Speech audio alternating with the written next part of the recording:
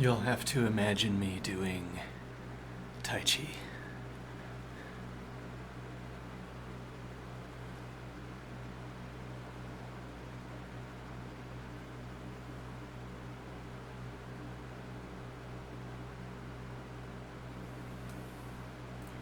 Of the kind previously exhibited in videos where I have the camera on.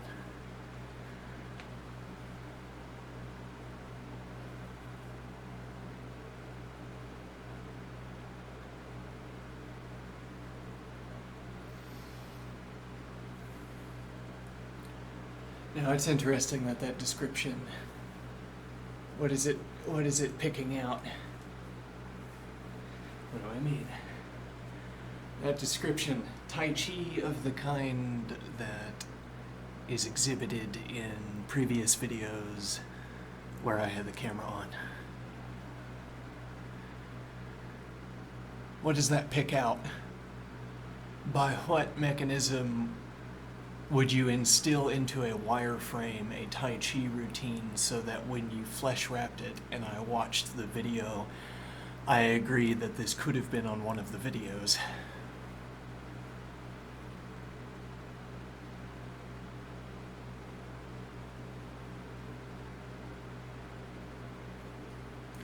What do I mean by flesh wrap? That's an unfortunate term if necessary. Well, we have a wireframe. Well, one point is that we could go back through all of the videos where I had the camera on and was exhibiting Tai Chi, and we could wireframe all of them.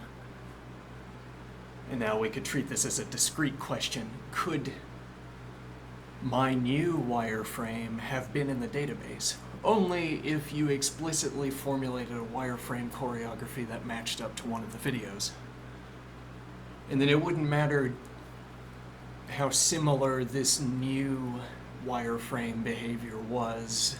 Similar, whatever that means. We couldn't identify this new wireframe choreography with any wireframing one can perform of the extant videos.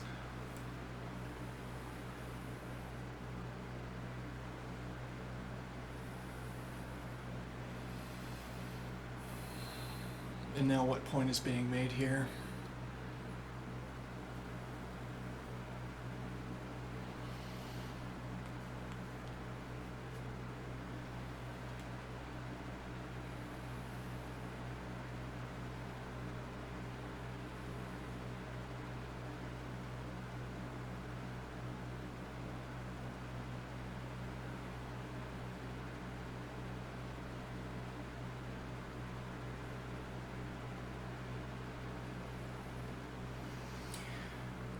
So when you say you have a wireframing of a Tai Chi choreography, such as was exhibited in one of the videos where I had the camera on. Actually, you know, I might want to raise the microphone so I don't have to lean over so heavily. Let me grab some material.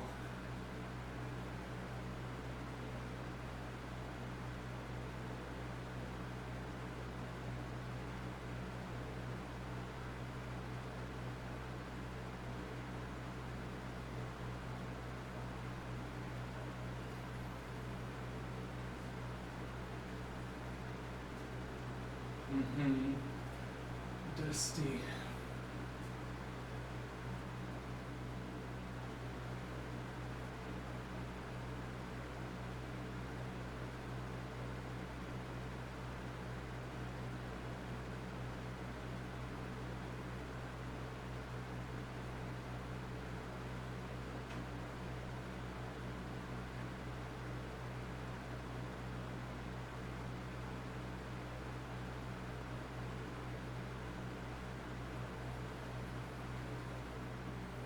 Mind your ears.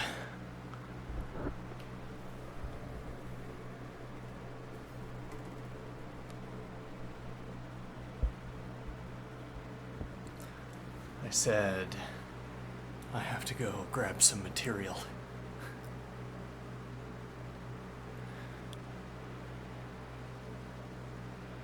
Imagine I was telling a story. Imagine this was an enactment of a character, okay, with precise lore. What does precise lore mean? Precise lore, the next step in lore development. A facticity for a fictional world. So I write Lord of the Rings, e.g., branded. I write fictional story in Fictionland.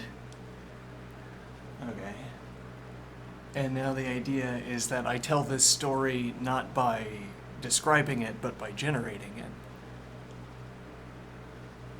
The story plays out in Fictionland as an updated distribution of objects. And what does that mean? It means that we start at the origin point of Fictionland. All right, and now I take you, I put a curtain out in the distance. Over there in the distance, a curtain. All right, and I say, we're going to explore a square curtained area.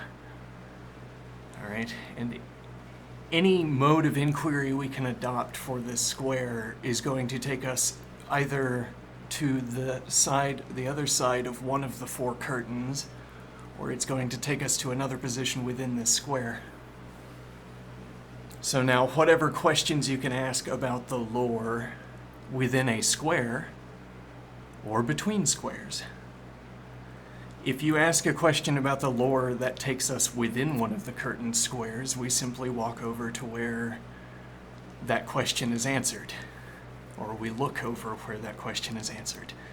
So your lore question is, what is this island in the river, whatever, named river? I don't know. Do you want it to have a name? We could go look at it more closely, and then we could answer whatever particular questions strike you to ask. I mean, you ask, what is this island? With regards to what mode of inquiry? Are you asking its composition? We could go there, scoop up a handful of it, put it under a microscope, and discern its composition, or reason further about what its composition might be.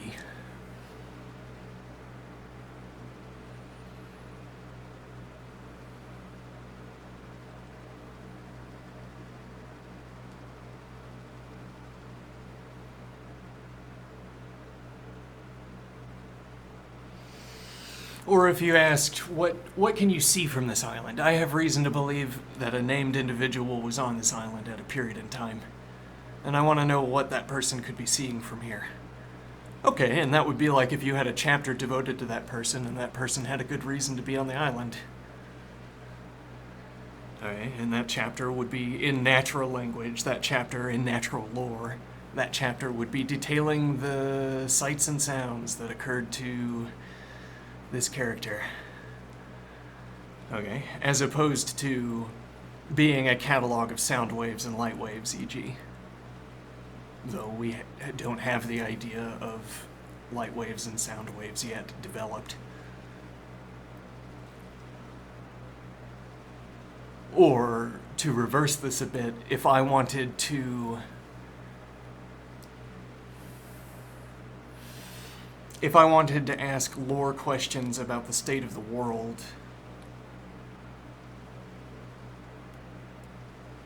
I would pose them by looking. Well, what point is being made here? So, the depiction in the natural language work of fiction, you get stories or you get dialogue, where notably it's taken for granted that dialogue happens as patterns and pressure waves in the air. People would say, I don't care to talk about that, but I suppose that's true. If you bother to impose on their interpretation of fiction by saying, have you noticed that when you read a book and there's dialogue, there's also implicitly patterns in air, pressure patterns in air? It's like in, yeah, I mean, a work of fiction with dialogue. They're in a room. The room must be some way as opposed to other ways. Among the ways it is air bunched up into patterns.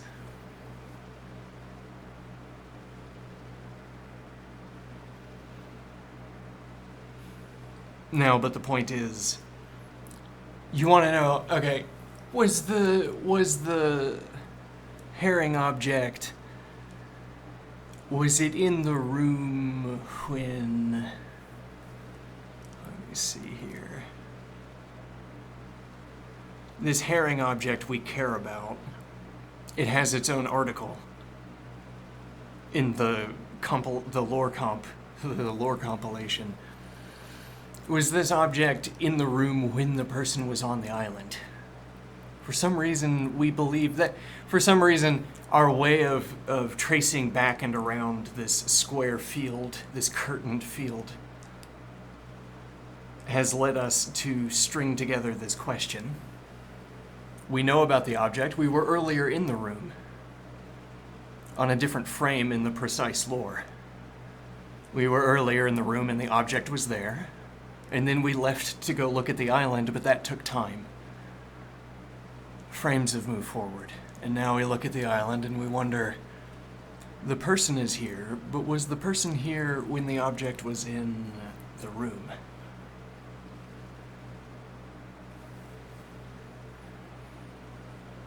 Okay, but for our purposes, what we're still interested in is that when we went to the room to look, there wasn't an object labeled the herring object. I mean, there didn't have to be a sign pointing at the object in the scene that named it for us. Instead, we looked around the room, the herring object struck us, and now we look at it, and we name it.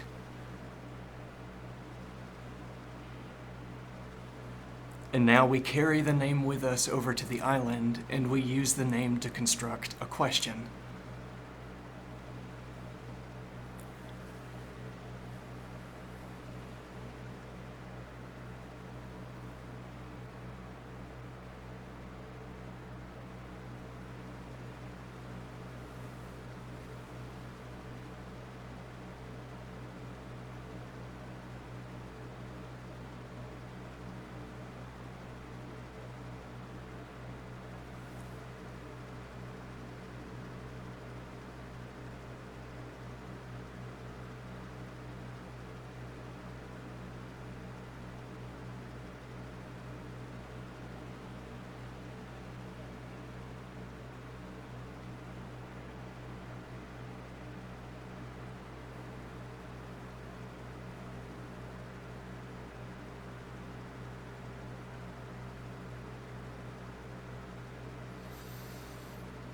Now, but we ask a question and we realize that the next relevant object is not within this curtained square.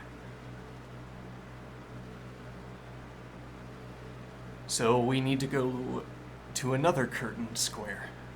Presumably, if this is our mode of investigating the precise lore. Alright, we go to a different curtained square. How do we get there?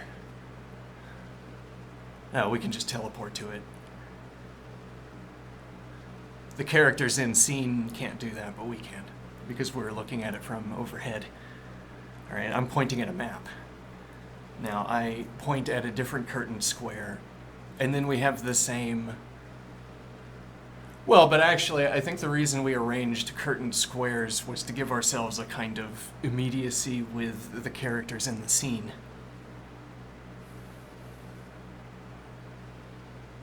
What do I mean? Well, so long as our inquiries only led us around inside a curtained square, the people in the scene could also navigate a curtained square, because a curtained square contains a walkable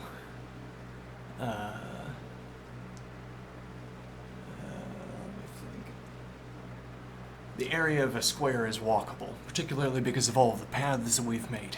Or really, the characters in the scene made, factually. They dug out the paths. And there the paths are in the dirt. And then they walk along the paths, and this gives them easy navigation of the curtain squares. And now they pose questions also, I think. Hard to say. But it seems like they pose questions about the curtain square as well, because sometimes they'll say, I wonder what's happening at the end of one of these paths I've made, and then they'll walk to the end of the path and look around, and then they know what's happening at the end of the path.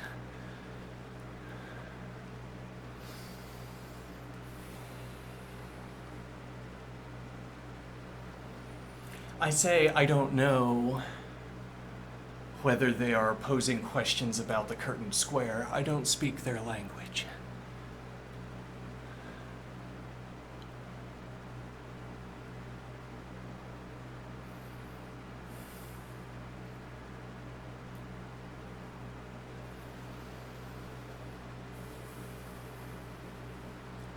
For me, their language is an object. I can read their language out of pressure patterns in the air, if the precise lore includes pressure patterns, and reconstruct what they were saying. Well, I can reconstruct a string that contains escaped quotes, a dialogue. I can derive a dialogue from pressure waves in the air, so that if I had access to a database of such pressure waves, I could reverse engineer what people were saying. Or, I say reverse engineer, but that's a characterization. What I'm factually doing is constructing a string that has escaped quotes in it.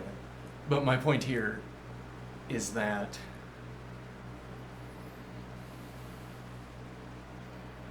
I say, I don't know if the characters in the precise lore are discussing, asking questions, or I'm limited in what I feel free to attribute to them, because they are as much a reconstruction out of the air as the pressure waves are. They're all of the same kind to me. It's all voxel positions with state. Okay. The pressure waves in the air are voxel positions with state, and the bodies are voxel positions with state. And any other object we might want to name out of the environment is a voxel position in space.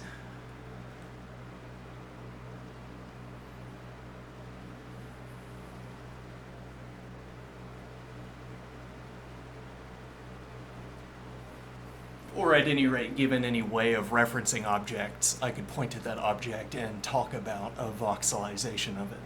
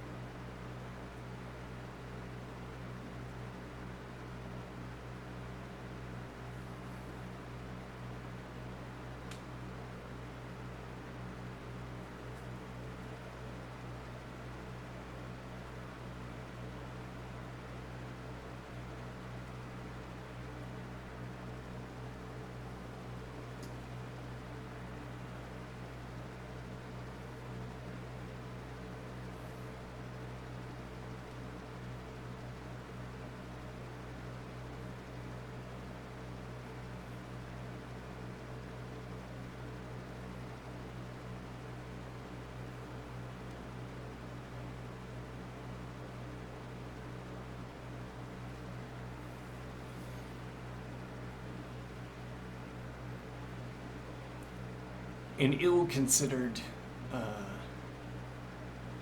side point. I have had an idea for a weapon, a medieval weapon, tool, defensive implement. It's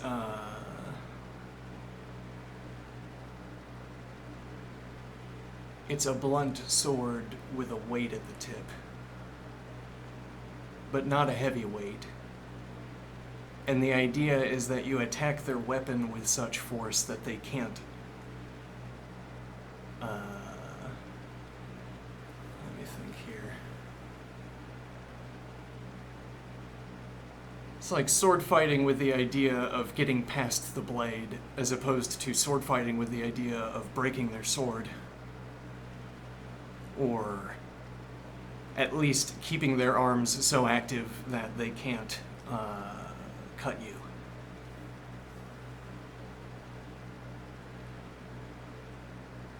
Okay.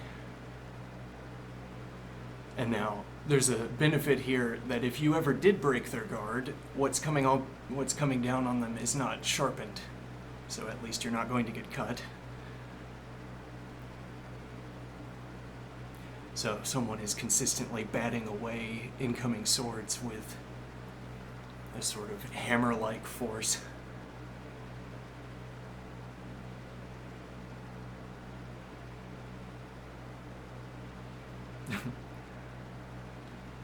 Shield and saw. Shield, yeah, like a. I don't know if I want it flopping around.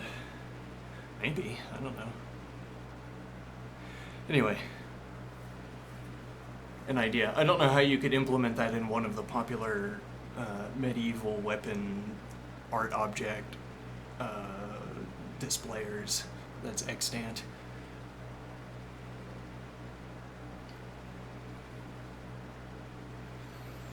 Anyway, what were we talking about before this ill-considered distraction? We were talking about...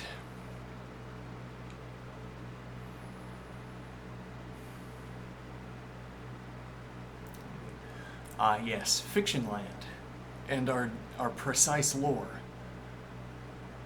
Our lore is an analysis out of frames. The precise lore is a database of frames that shows the unfolding of time in a fictional world. Okay. And then we don't, let me think here. We don't name the objects and then instantiate them into the scene. Or maybe we only do that for the initial state. We instantiate the objects into the scene, and then from then on, the states of all of the objects in the scene are a combination of rot and change.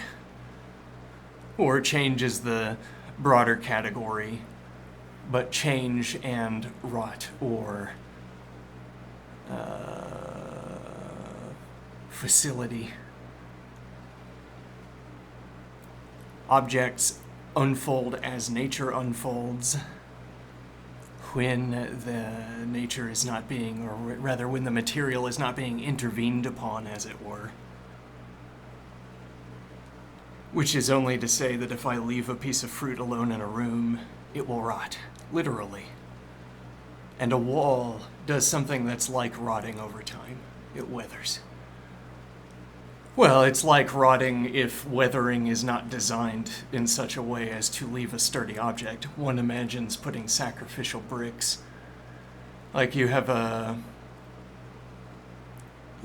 quadrilateral wall, and you know how wear occurs, so what you build into the structure is what will remain stable when the anticipated wear occurs. Maybe even the wall becomes stronger because it more efficiently utilizes its mass to remain standing. Because what's being sheared off is sacrificial matter that does not contribute to the structure of the standing wall.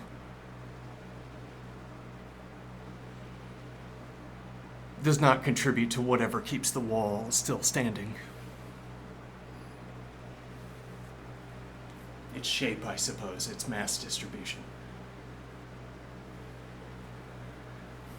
So we're saying the precise lore, we might control the initial frame of it, but then when we let it play forward, it is subject to change.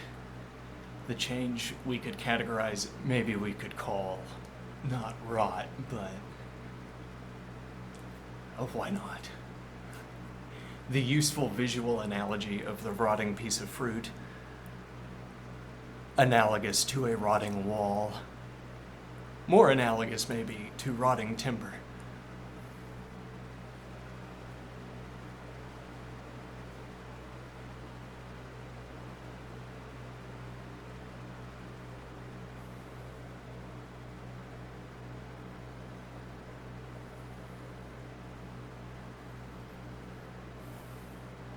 And the other mode of change, well, and being blown around by the wind is not a mode of rotting for a wall, but it is a mode of rotting for a bag, a piece of paper.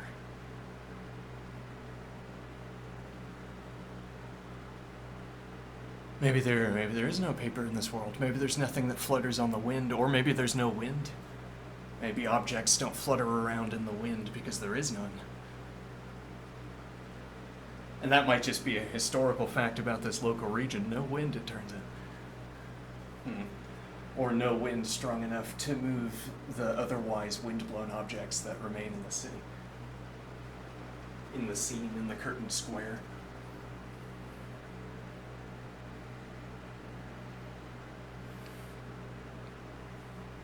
But the point is, we need to justify reference to rot by tracing a root back to change, because that's the reason we're looking at the word rot in the first place.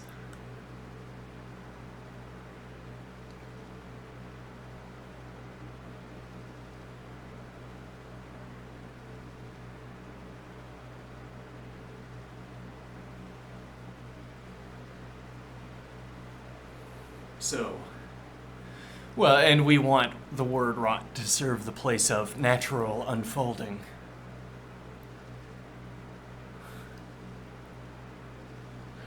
Burning. It's the charring of a tree.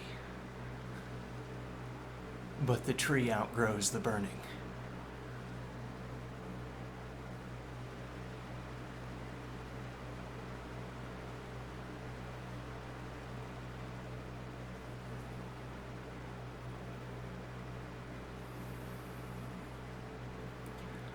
All the surface level changes that happen with the weather.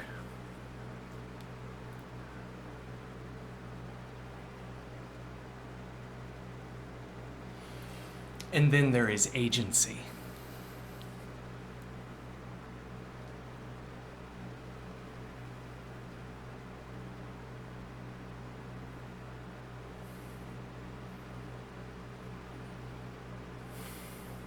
Agency being the only other source of change we will care to account for. Agency of animals, agency of insects. Insects also have objectives, as it were. You can look at the beetle and say, that's probably trying to get home. And you might be right, and you might be right for a good reason. I think the beetle is trying to go home, and I know where its home is. So that's the path it's going to walk, give or take some wiggle room on the path. And you might be right. You might pick out a cone of activity for the beetle that terminates just where you pointed.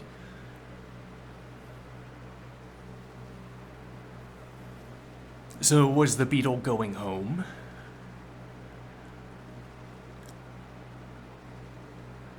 The beetle could come right back. It probably won't, because that would be a waste of energy, but maybe.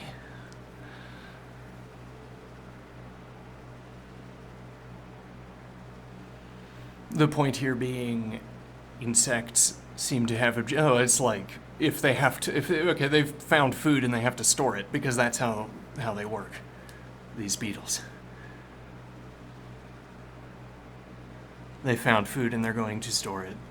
Okay, I see that they have food, what I would label as food, so I call them laden, and I say laden beetles go back to their homes with their food. So this beetle will go back to its home with its food, and I know where that is because I've cataloged the lore. Why wouldn't I have?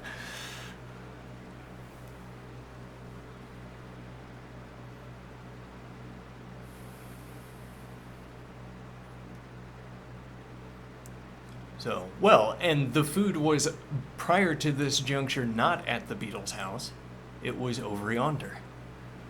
So if I wanted a complete breakdown of the locations of objects, I would need... Or, I mean, the location of this rotting piece of food is as much... is as baked into the world as any other object description you want to make about the world. You imbue the location of a piece of jewelry with great significance. Okay? I regard this half-rotten piece of food with comparable significance. I wonder where that's going to end up. Same point. Same idea, I guess.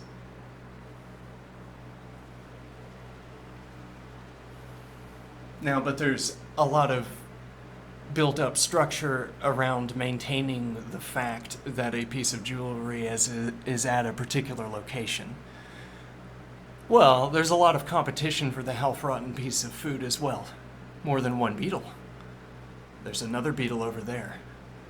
It didn't find this piece of food. The half-rotten piece of food could have ended up in that hole over there instead, but it didn't.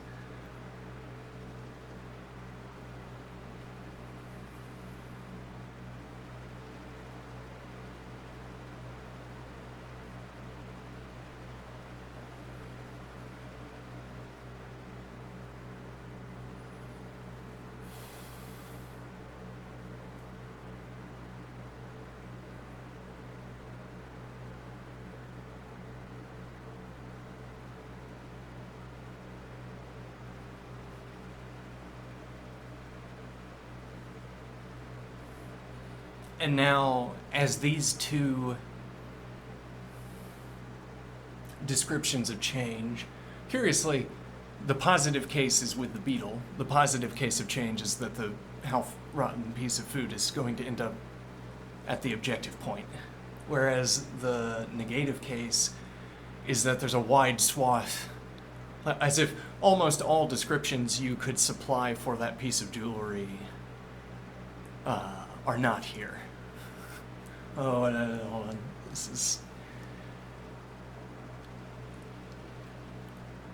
If you need an example of change, the highly guarded piece of jewelry is not a good sample because most of the motivations for identifying change do not arise in the jewel.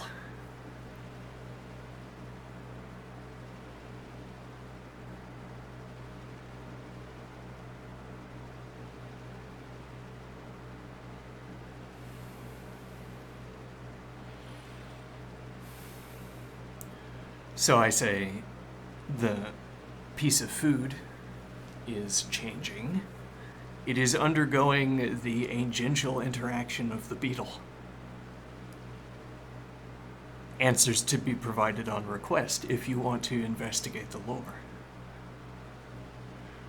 Okay, now the piece of jewelry is not going to end up in a beetle hole. No. Well, it's like we can reflect any description we had of the piece of food going back to the beetle's den we get for free.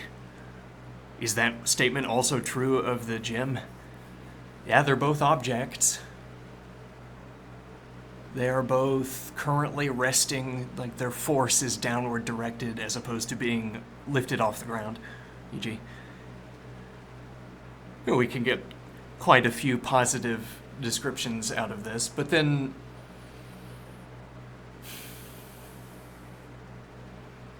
well, in most of those cases will be negative. Is it a piece of food? No, it's a gem. Oh. Is it... is the gem by any chance made out of... acorns? No, it's made out of carbon. Oh, okay. Not even a little bit of acorn. No, carbon. Yeah. So most of the questions, whatever most means here, most of the questions we can ask about the piece of food being taken back to the beetle den, we answer false for the gem. There seems to be a broader sense in which the gem is not a good example for change. Well, okay, yes, the gem does not appear to rot. What does that mean? The gem does not appear to rot. Well, our copious examples of rotting include the rotting of biological material, organic material, the rotting of timber, which is still organic material, but then it's structural material also, and then other structural material like that out of which we make walls, steel, brick, whatever that isn't timber, I suppose, in this case.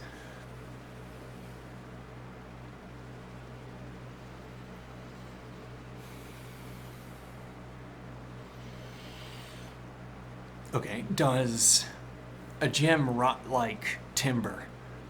What do you mean by like timber? Do you mean like compost? Well, and there is another regard, another sense in which compost rots like timber. When timber is rotting, it rots like compost in various comparable ways.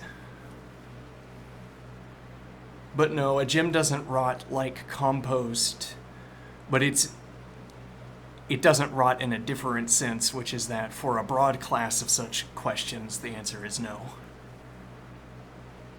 For any way we could take our network of rotting objects and interlink them by offering the same descriptions of them, we can't incorporate the gem into that graph because the answer always ends up being no. It's not like a machine with use. Though machines in use start interacting with the other category of agency, which complicates the discussion. We'd rather want rotting like the structure of an animal over time, maybe, as DNA phrase, or what have you.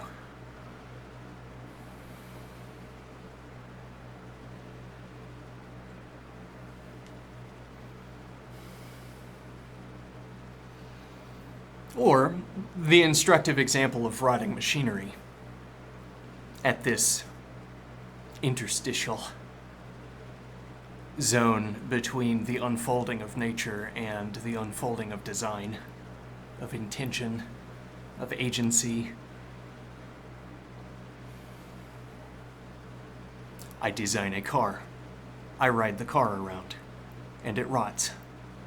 It follows exactly the rule-bound behavior it would have... well, so the materials of the car are exposed, are bombarded with, are sequentially scanned by inputs, exposure to the road while in the shape of a car. I could take all of the parts individually and construct careful machines that simulate this activity and bombard the parts individually with the same kinds of inputs they would get when incorporated into a car.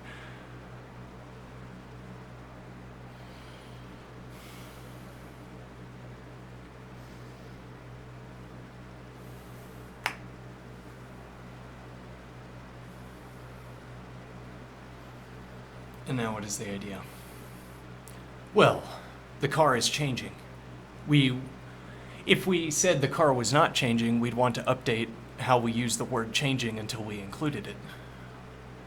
The car is changing over time as parts wear.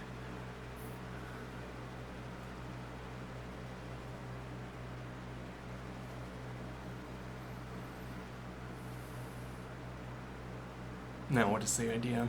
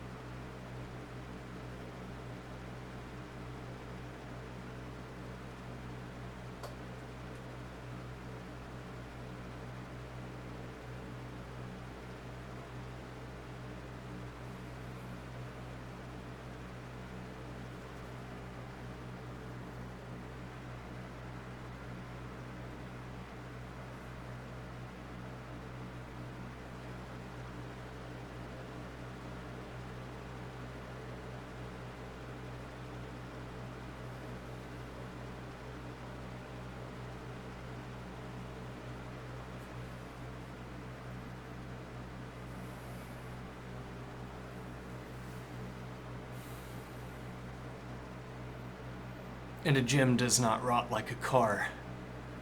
No, though we could hook a gym up into a machine with other gyms, a grinding machine.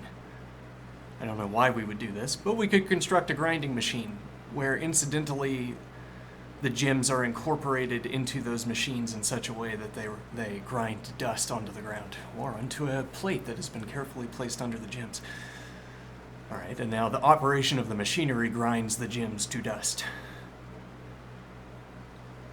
Okay, now you could stop the operation of the machinery at any given point, and you would have a partially dusted pair of gyms. Okay, and then a gym would have been incorporated into a machine in this comparable way to how car components are incorporated into cars. The car components are interlocking components, interlocking subsystems that link together into systems. And the two gyms are interlocking what holds the two gyms, as it were, are two interlocking subsystems in our machine, and grinding occurs, which means the generation of dust, which is easily a term that's shared between the grinding of metal and the grinding of gems. Though not in all cases, which is why we have a subtyping. Gem dust, metal dust.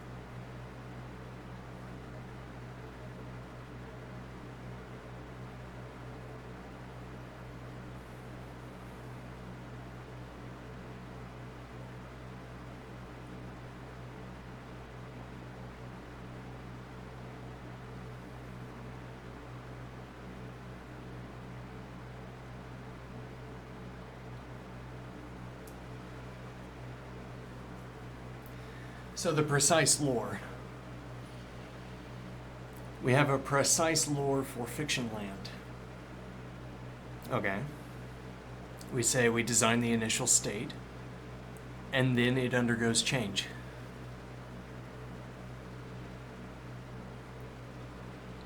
The natural language lore is whatever story we superimpose over the frames of the precise lore. If I want to say person A visited person B, I identify that with certain conditions in the voxel space. I say visitation occurred under these conditions. Stopped by, left, I don't know. There are positive characterizations that make this easier than negative characterizations, where if I have an actual frame, if I have an actual video, a curtained square, a video of a curtained square, if I have an actual video of a curtained square, I can take the frames and parse them to tell a natural language story. Now, interestingly, we want to think the characters in the scene could offer the same natural language story. I say, I think character will go visit character B, and the person in the scene emits patterns of airwaves that I can decode as verbalization of, I think character will go visit character B.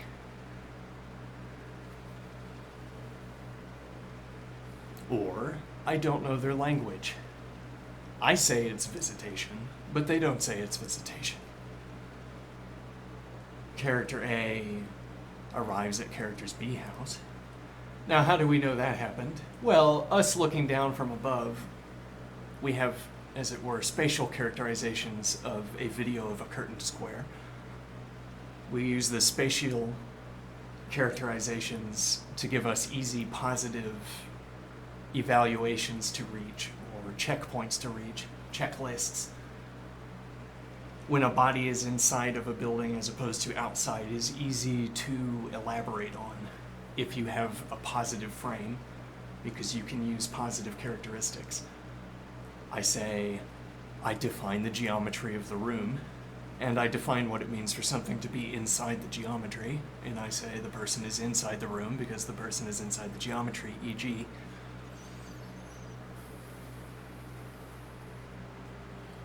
easy positive spatial characterizations are good enough for our current purposes. I say person A will end up in the room that I say is person B's room. Well, and this is another cleavage point here in our discussion. I say person B's room, but that again isn't a label that was given to us by the scene. It is neither embedded into the scene in words, nor can we reference the initial state. Could be that in the initial state this was an object labeled person B's room, but if that's the case, that is irrecoverable at this point.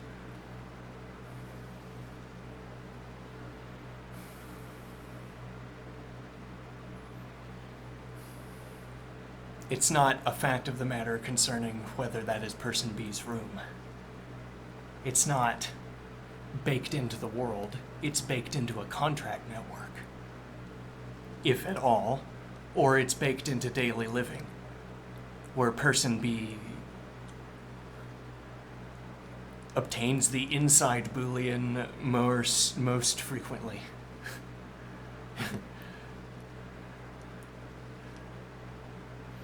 Every day, the person B stands at the doorstep and bounces in and out, bounces out a Morse code, bouncing between legs, inside and outside of the room, okay, thereby modulating the inside and outside status, and Morse codes out, this is a property of B, property of character B.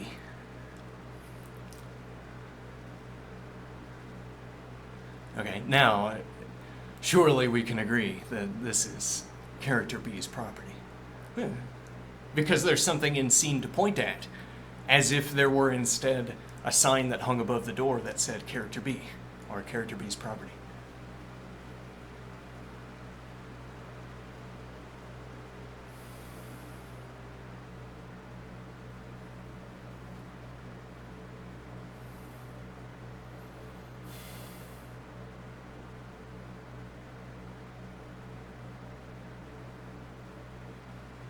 Or if us looking down at a map had placed a label with a pin onto the map, then we would agree that it's character B's property, if only because disagreement would take the form of looking at that label and asking what the words were on it.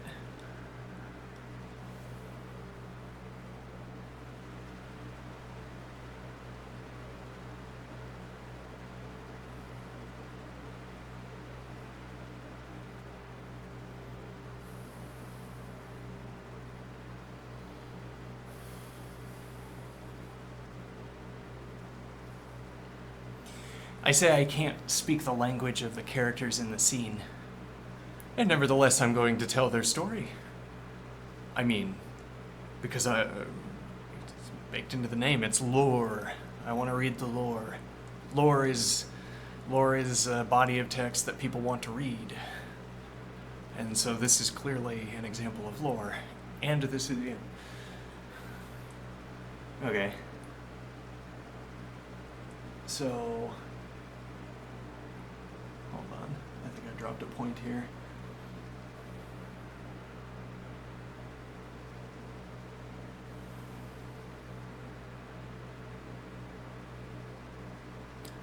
Well, this fiction land we're trying to develop, with its initial state that is then subject to change, it's like our observation from earlier, but in reverse. Our observation from earlier... Let me think here. Our observation from earlier, but in reverse. If there is dialogue in a book, there is a corresponding supposed... we suppose there must be a corresponding assertion about pressure waves in the air. As it were, any depiction of dialogue entails, as in, well, I mean, in the kinds of books we're reading at any rate, any depiction of dialogue is coincidentally a depiction of vocalizations, which means patterns of vibrations in the air.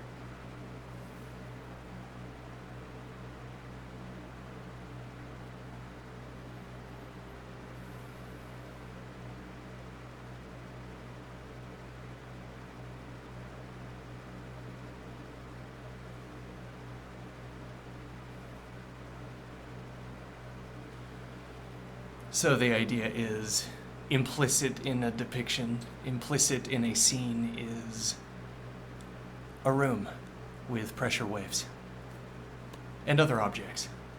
Okay. And now the idea is that what we start with now is the pressure waves and the other objects. Okay, and we have to tell a story. Yes, well, we want to tell a story. That's why we're reading the precise lore. We have to tell a story that incorporates the objects. Okay, I start by labeling every character, because they're going to be the sources of most of the most difficultly rendered changes, the most referenceable changes. Well, I mean, really, the reason we're going to name all the characters first is because we are primarily interested in the characters. If you think about the whole environment of Fiction Land, it doesn't change much as a consequence of the behavior of these surly organizations. Okay. I mean that the scale of activity in Fiction Land is small enough that it's not exactly that the forest plays out, the vast forest that covers most of the landmass. It's not just that the vast forest that covers most of the landmass behaves in exactly the same way. As it were, no change propagates outward from the population centers, or there's some densest forest where no behavior of any animal has ever been altered by a person on the outside of the forest. So there's never been a startled deer that startled another deer that startled another deer that startled another deer on down a chain into the deepest forest. There would be a point where, some last point where the deer wouldn't keep startling. Some last point where the last deer stopped in a clearing where no other animals were around. Didn't startle anything, turned back around, and then no change ever propagated beyond that point. Nor in a sort of colorable region of the forests did activity from a city propagate beyond that point. And what that means,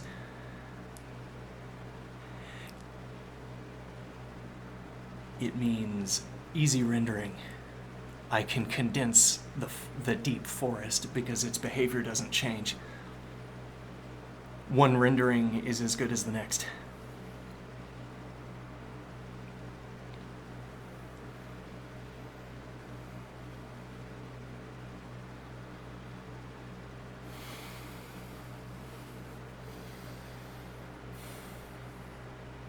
People in the village.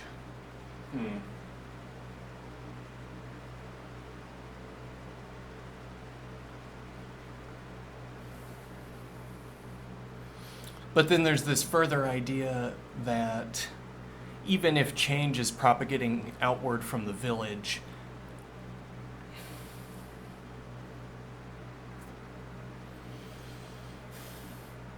It seems like I should be able to condense my description of the forest. I should be able to say, the forest unfolded as it did, being in the state that it was, and given the unfolding of nature. The same description capturing every state of the forest. But we can take that as deeply as we want, whereas a comparable description about humans and their interactions with objects don't go so deep. Not so easily, I mean. So I'm saying I can capture a great deal about, I can keep delving into this idea about categorizing the forest so that I get a cheap compression method for describing its unfolding. I do this by saying the forest passed from one state to the next. It was in state 0, and state 0 was fed into a function called nature, and it outputs state 1. All of the instances of the forest do this, except the ones that are on fire. Then we say, I suppose, that the particulars are butting into this easy compression method. Okay, and the fire originated from one of the population centers. Okay, then I could point at the forest and say, no, this is not merely the unfolding of nature, it is also the unfolding of a human-generated fire, or of a village-sourced, village-propagated fire.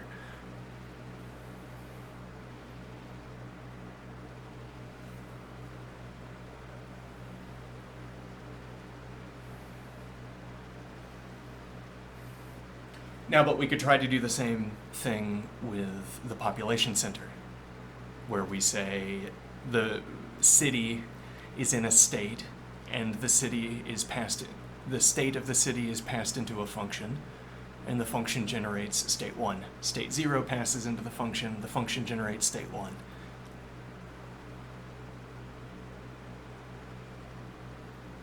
Okay. Similarly captures everything, a true description for all cases, but we can't delve deeply into it because any categorization scheme we adopt for one group of people is not necessarily type safe for applying to another group of people. And maybe even we want to say it's always not type safe, it's never type safe to try to translate object descriptions between people.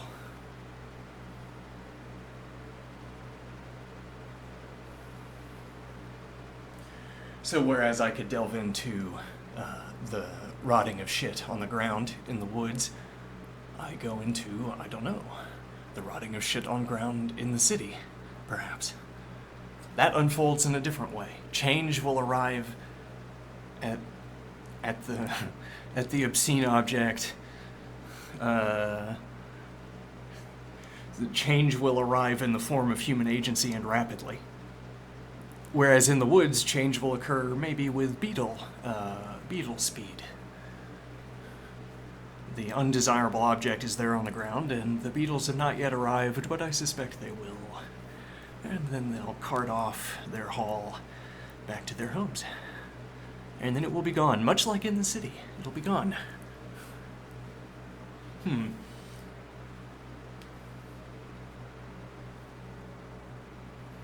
But now in the city there's a roster and a random number generator. There's a roster of people who go public service workers to solve this kind of problem. And they're on call, but it's like we're rolling a roulette wheel that lets the ball fall where it may. And any kind of complication you want to encode into a Kafkaesque world, Kafkaesque depiction, you could encode into a structure that humans adopt, a societal structure that humans adopt to accomplish any aim you might want to talk about. When a human removes the piece of feces from the ground, as opposed to when the beetles do it. Okay, now the beetles are also complex in their own way. Okay, but they are not... they are no match for the imagination in imbuing complexity into the simplest of tasks. Simplest, why say that? Into tasks. The Beatles have their way of imbuing complexity into the carrying of a piece of shit, and humans have their own. But the human network involves telephone wires, internet wires. It's effectively impossible to you'd have to trace through all of the electricity, then you'd have to look at the computers, and you'd have to look at the text that's generated on the screens, and you'd have to come up with stories for people who are reading the text. And then through some chain of electricity passage or electricity mediated communication, the same effect is affected. And then again,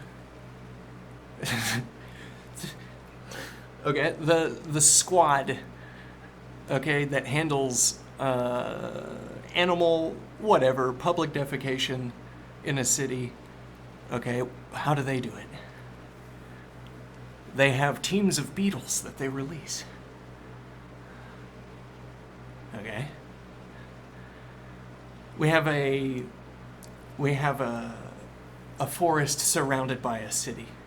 The city will be a reservoir for complexity. In this way that I can populate the city with a machine shop that is capable of producing whatever machines I think could be generated materially in the city. So if I say, I need a machine that does such and so, then my character will go into the city, open a box, and there it is. And then I take it back into the woods. All right, and now we're trying to train teams of beetles that will perform this task in the park, as we have observed them doing in the forest.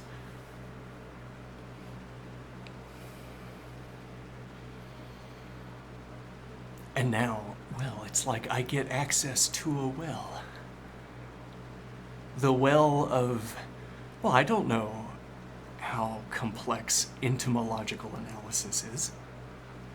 Do people study the behaviors of insects? I suspect they do. There's a lot of good reasons to do so. And now we want to talk about them training their beetles.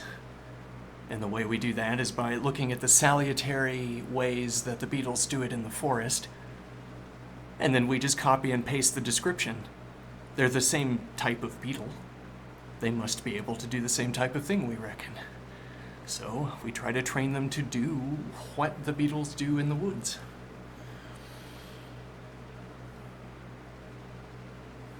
Which we can characterize to greater or lesser depth depending on our facility with entomology.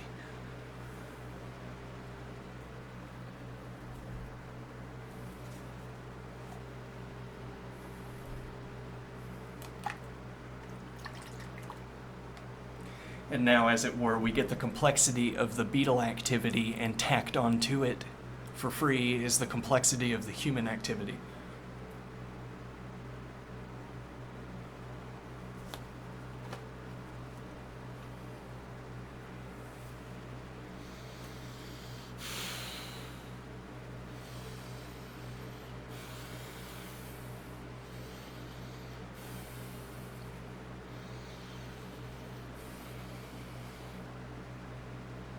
Tacked onto it for free is the human complexity. Why do we want this example of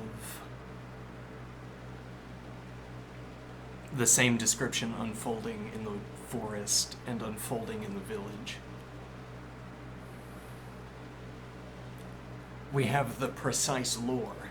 We know what happened. We have a video of it. Though you have to request access to curtained squares for investigation purposes.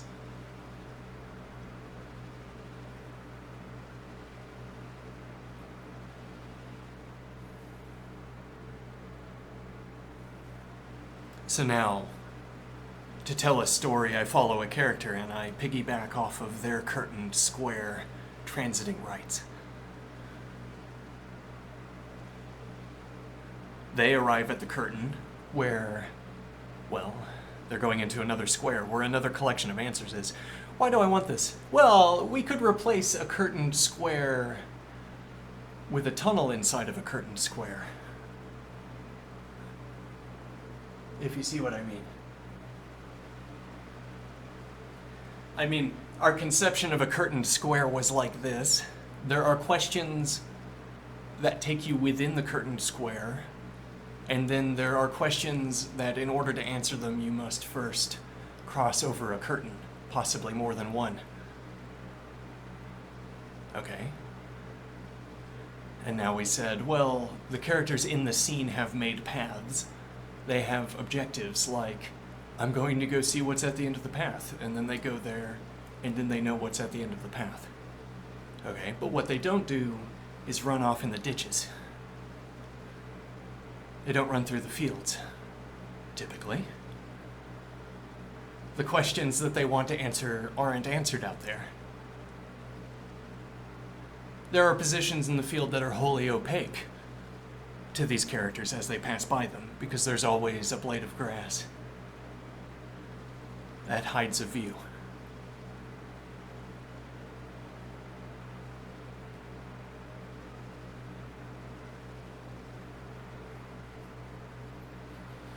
So, what we gave ourselves with a curtained square was perfect detail. Well, and that's because we're not only interested in what happens as a result of agency, things are happening in the background. Why? There are large groups of people moving through the woods. Okay. Where the deer were now tells the tale of that crossing of the tree sea. Oh no, that needs a one word.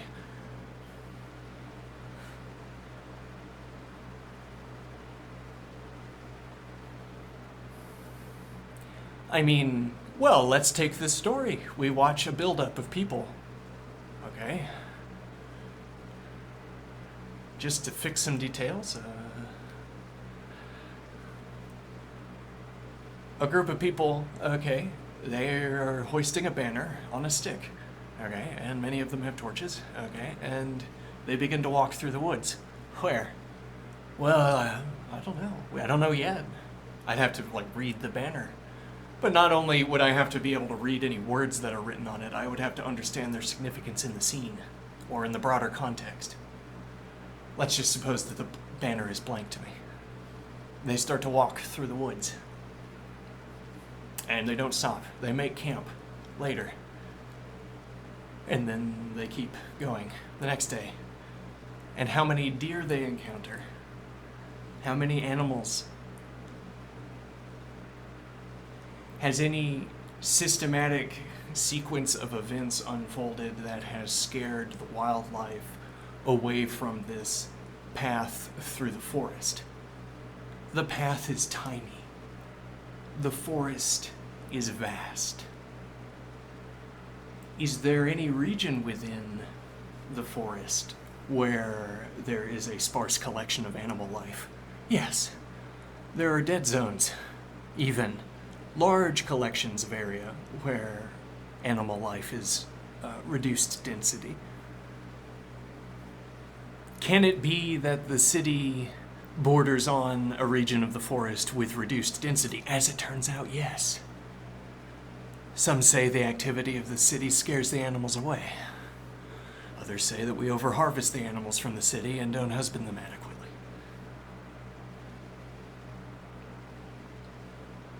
Okay.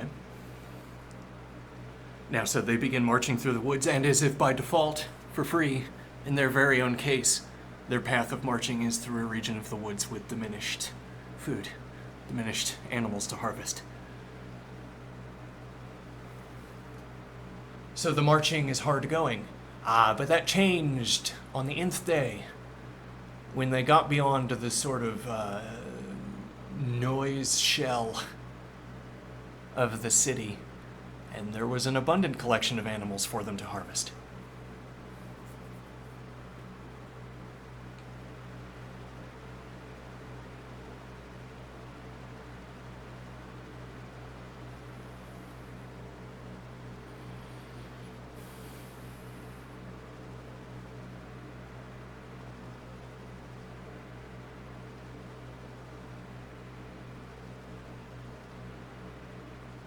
Or, they're in a dead zone.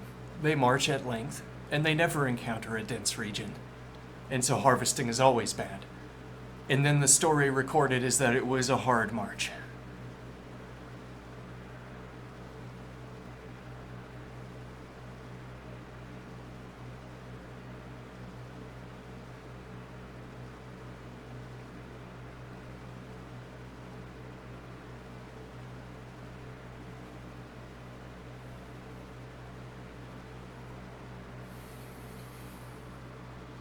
And that sets the background. Well, it's, as it were, it tells me what all the characters are talking about because, well, maybe that's not the best description. We're trying to say, well, because the fact of the matter of what they're talking about, the fact of the matter is a pattern of pressure waves in the air. Okay? What is there to hear is what we would hear if we positioned microphones in the scene, or positioned a character in the scene. They would hear the dialogue. The pressure waves would strike their ears. And the pressure waves are among the particulars. Also among the particulars appear to be an absence of food. Maybe we're stretching the word particular here.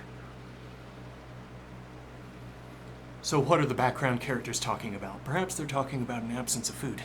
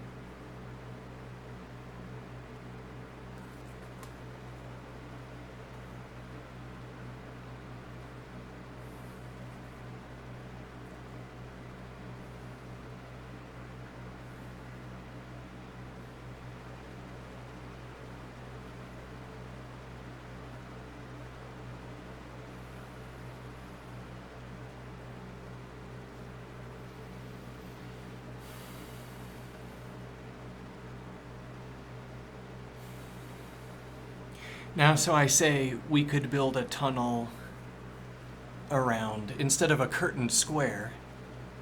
We gave ourselves a curtained square, and what that meant is that you and I can move around the curtained square and satisfy ourselves with regards to any questions. And I want to say that many of these questions, a class of these questions, would overlap with the questions that the characters in scene are inclined to ask. Unless I limit myself only to depth 0 observations, whatever that means. Well, a depth 0 observation would be like this, I am thinking. You point a laser into the distance and you have a laser receiver in the distance. Okay? And I take this in-scene machinery as pointing, as telling me where to look.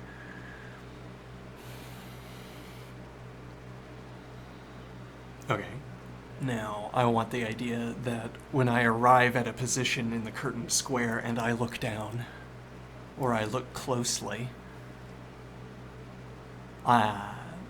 we must suppose I have some motivating function that takes in the state of what I see and tells me to look elsewhere. One can go on at length about motivations. Motivations in their relation to, I don't know, objects in the world, I guess.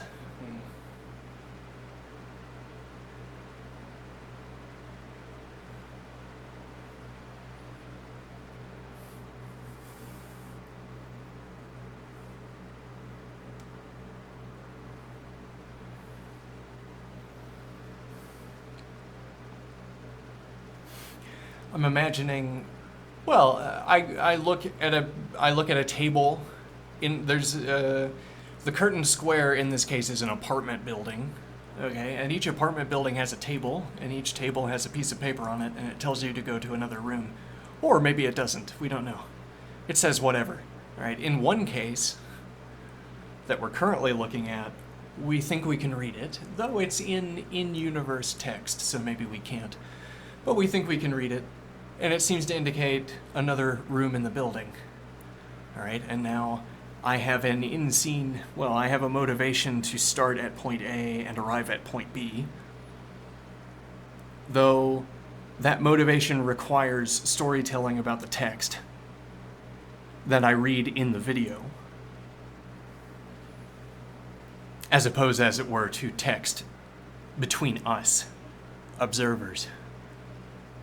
Depth 0 text, as opposed to depth 1 text or whatever.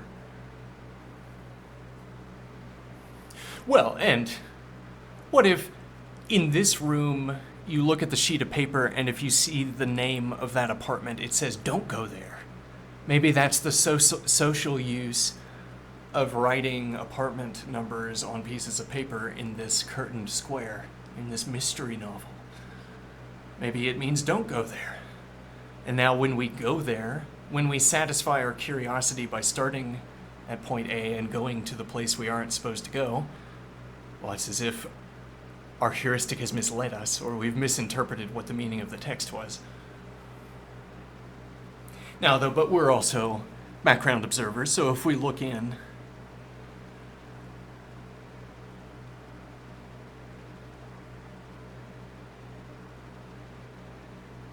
background observers, so that if we look in, well, I mean, what would it mean, don't go to the room? What do I care? I mean, I look in the room and there's something horrible. Okay, then I just turn around and no-clip back through the door, as it were. No problem for me. It would be a problem for someone in the scene to walk into that room. So I agree with the assessment that the message written on the piece of paper, or the meaning, the use of that string of text on that piece of paper was a warning against arriving here, as opposed to a suggestion that one should arrive here, as opposed to a prescription. A prescription as opposed to a proscription.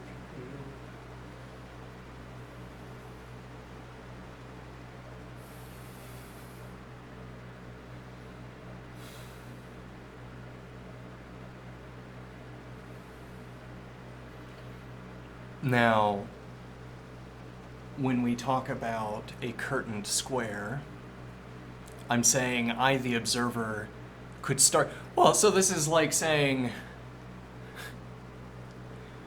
another Guffin object. There's a Guffin object in the world where its position matters.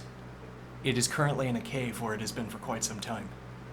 Flowed there from passage through a river, deposited there by the passing of a river, into a sinkhole, into an aquifer, I suppose. Okay, and now I'm looking at some of the denizens of fiction land, and the thought strikes me, wait, where's the ring? Where's the object right now? Where's the Guffin? At this point in time, in this era. Like, for instance, the story says, the citizens of fiction land spent all their time partying, holding parties for one another. They ate through their harvests in a series of feasts and then starved, poorly managed, didn't do good bookkeeping, and so on. All right, and now the deleterious effect of bad character having the Guffin hits them more harshly. As in,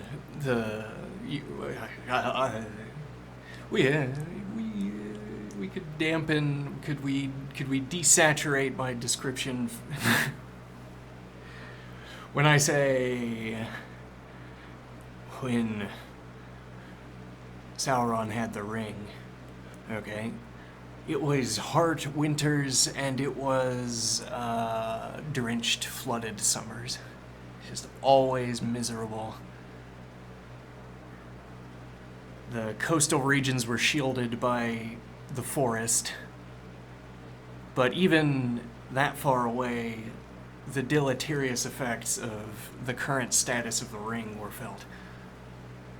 Okay. Felt. Like under the fingertips.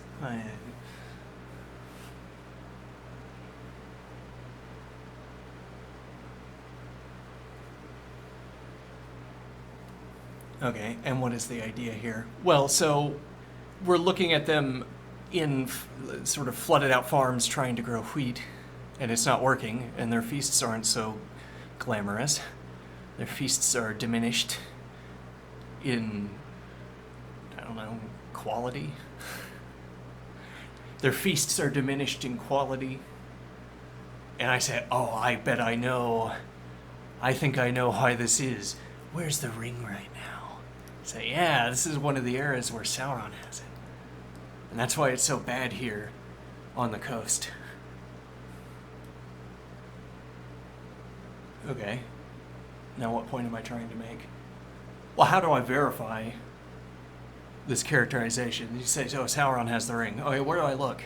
I mean, is it in the curtain square? Is Sauron over there behind a tree? Can I look on the finger for the ring? Over there, behind the tree. No, not behind that tree. Is it a different tree? No, it's not in the curtain square. Oh, so we would have to go on a trip. We'd have to cross curtain squares before we could arrive in the scene where we could check this assertion.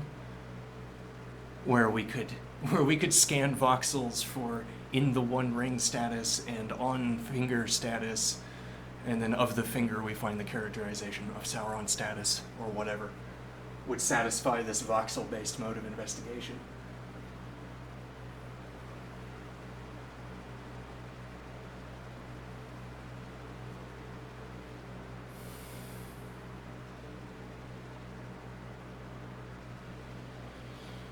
Now what is the idea?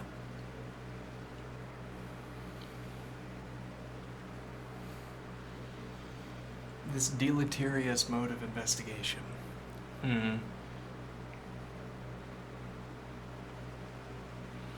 I'm saying that a mode of inquiry that the characters take in the scene can direct their attention outside of a curtain square. Perhaps similarly, I can read a scene and think that the answer, or read a scene and have the answer to my question be located in a different curtain square. Why is this significant? Well, when we are within a curtained square, and I say that we have a kind of, we can look wherever we want. We are the wind. And there is no other wind. Okay, we are the wind. We can pass through the scene as pleases us. We can see whatever a character could see if they were floating where we were, though that's a strange characterization of the characters who are landbound. And if I wanted to talk about a wave pattern in the weathering of the soapstone distribution of an agricultural field, then I could bombard a field with my vision, with my gaze, my passing, and my looking. Identify all of the pieces of the soapstone in the field, talk about their relations to one another, how they become incorporated into such a shape, what kind of weathering had to have happened to have left this shape of distribution. I can answer those questions, if they are answerable, by flitting about the field looking at the chips of soapstone. Okay? The characters in the scene aren't going to do that. No. They're going to walk along the paths, arrive at the end, e.g., or they're going for a march in the woods, depending on what story is unfolding.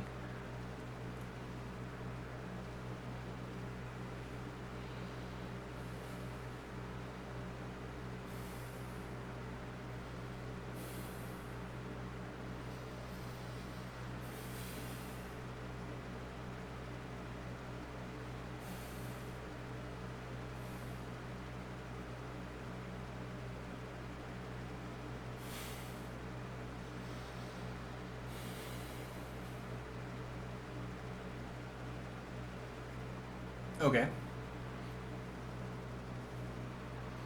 Now, so this scene setting I did of saying we're floating around, looking at the different coordinate positions, as it were, in the curtain square. Okay? We see what a character would see if they were placed in our position, though that is a strange characterization of the characters who are land-bound. They don't fly. They could never be in the position where my camera is currently located, looking down on a field. But furthermore, they aren't motivated to be. They wouldn't do it even if they could. Suppose. Okay. Now what idea do I want to get at here?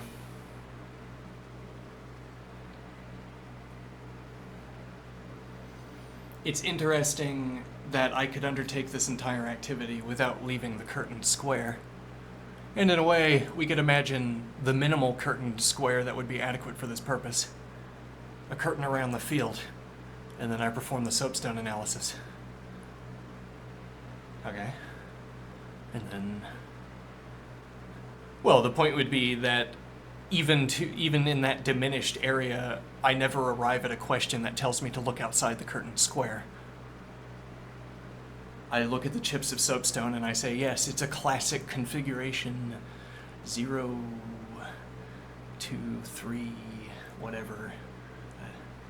A classic configuration of soapstone chips as arises from the regular activity of tilling and so on, the farm activities, and the behavior of animals, and the raining, and the raining, and the horse hooves. And so I can point at constellations of soapstone chips that are shaped the way they are because of some organizing principle that happened in the past or built up to the current moment if it was a continuous change.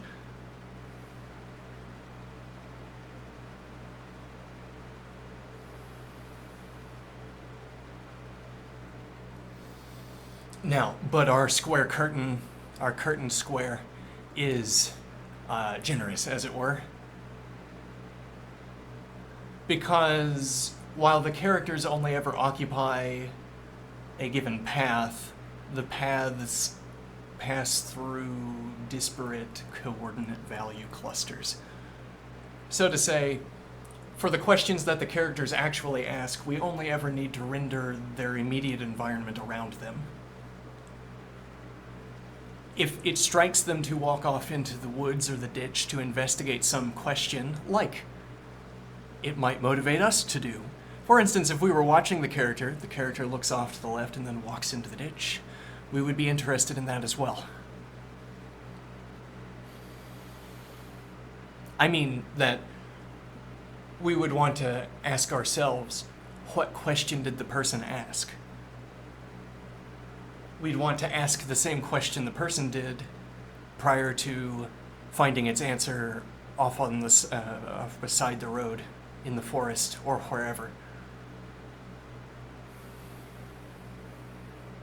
As opposed to my motivation for moving the camera earlier, where my motivation for moving the camera from point 0 to point 1 was to trace out a constellation of soapstone chips arranged in the weathering pattern.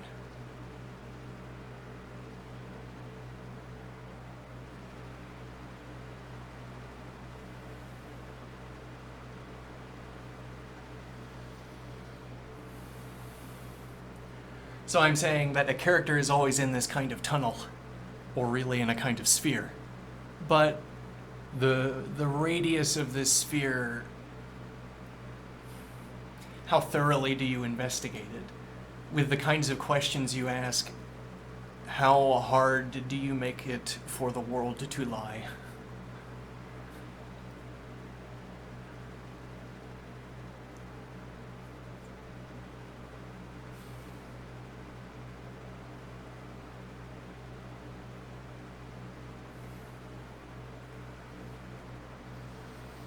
And this question is to ask, it's not a sphere though, because suppose I'm in the forest and there's a tree in front of me. My line of sight is broken by the tree. Who knows what could be behind the tree? It could be an entire additional forest. It could be anything. Experience tells me that it is not, and that there's a more limited range And indeed, I have my own expectations for what's behind the tree, based on my own experience. So my point is that my curtained square is a curtained polyhedra of indeterminate indeterminate side count. As it were, it's a straight line in all directions from my vision, where I can see objects and be alerted to their presence, or where my behavior changes as a result of those objects being present. Whereas if someone is hiding behind a tree, or an animal hiding from me, okay, and now they're hiding behind the tree from me, I never see them, I don't hear them, and my activity of walking through the forest is unchanged. Okay? None of the questions it struck me to ask were answered by looking behind the tree when the animal was there. I was answering some other question. Maybe I was traversing distance because I had to cross over a curtain gap. Merely traversing distance, and then whatever questions arose from one moment to the next were about not breaking my ankle in divots.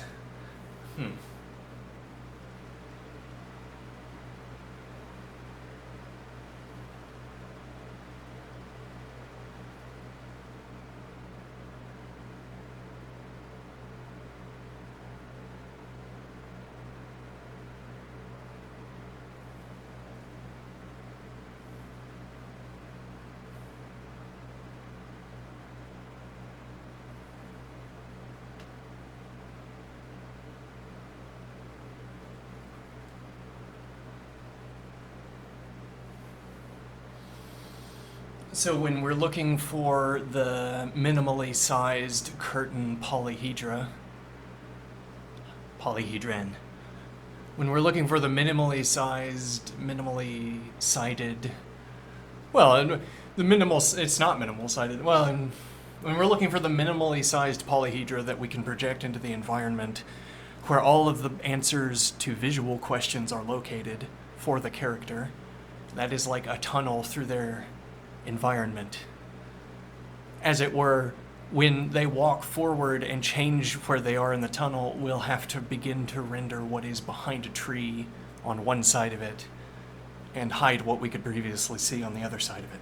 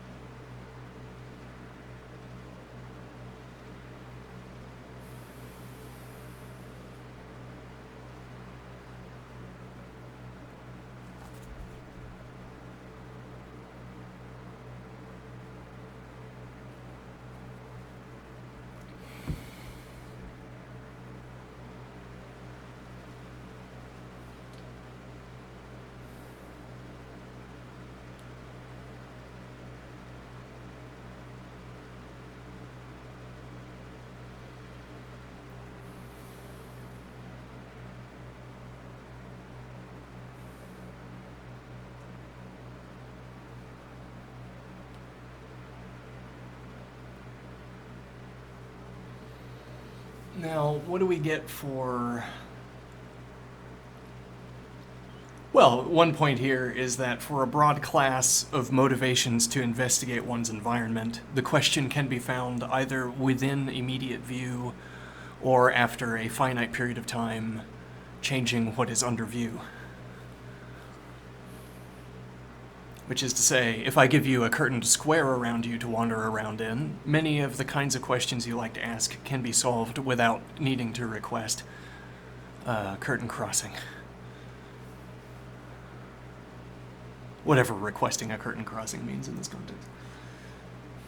You don't arrive at the curtain that I have allotted, at the edge of the area I have allotted. Alright, now, so the point is... let me think here. You have the answer, you have a question that you want to answer, and it strikes you that the answer to the question can be found after walking in some direction for a given period of time. For instance, you convince yourself, If I walk in that direction for a period of time, I will arrive at a specified location, and knowing the state of the specified location is a good.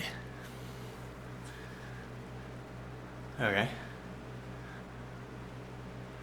So I set out to walk in that direction, and now we, the observers, tracking you through the woods. You arrive at the location, and now it's obvious to us what question you had to ask. We look at the scene that's unfolding at the special location in the woods, and it's obvious why you said, I need to arrive there. Well, how is it obvious? There's a big piece of gold. Big hunk of metal. Maybe not gold, just big hunk of metal. Ah, the big hunk of metal. There it is. Searched after for generations. Big hunk of metal. Out in the woods. Alright? Now, why do we want to... Well, I mean, for us, the big hunk of metal is a voxel distribution. It's a blue-gray voxel distribution. At least on its surface. And for most practical purposes, it might as well be solid blue like that all the way to the core. I mean, if it turned out that the big hunk of metal were merely plated in the blue-gray metal, we wouldn't know. Nothing is done with the piece of metal that would reveal this fact to us. No one is performing experiments in scene that places the block of metal onto a scale that we could use for comparison, so as to determine whether the density of the object is what it would be if it were solid to the core. But we can as well say that it is solid to the core, because similarly, we won't be shown wrong.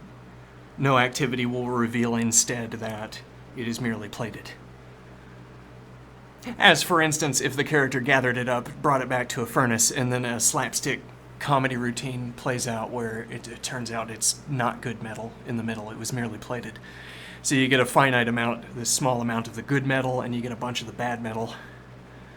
Okay, and then you build a sword and it cracks. Tragicomedy.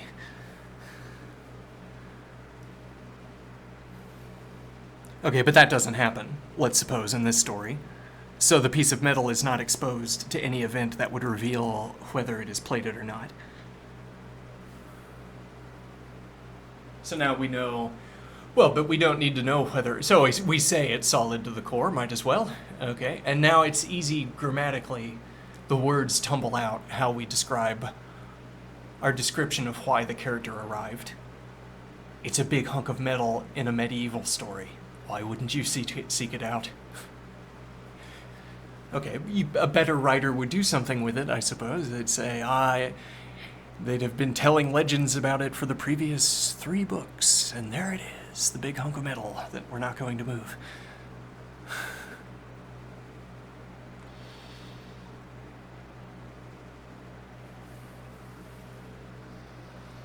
Okay. Now again, well, okay, we observers in the scene, we look at our lore article, okay, and we say, apparently the big hunk of metal has a maker's mark on it because it was handled, its purity was attested to by the chief blacksmith of such and so era. So I predict that if we swivel our camera to the other side of the big hunk of metal and expose the other side, the other two-dimensional surface we can scan, in yonder position, then we will see indentations in the metal that we identify as the maker's mark, or a pattern matching algorithm will select a region of the block of metal, and when we look at it, we'll agree, yes, the pattern matching algorithm was correct. This was not a false positive.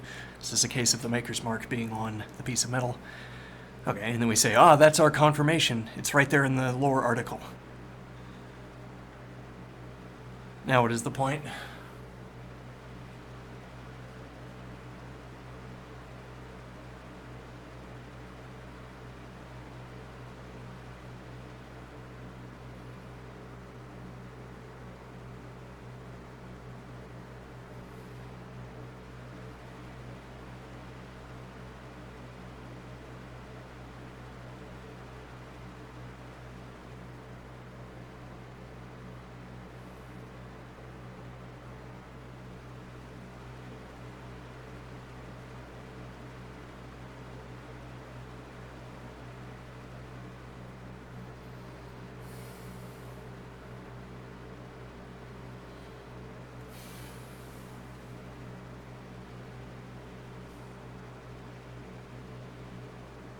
Immediately prior to arriving in the clearing, the character is on the path to the clearing.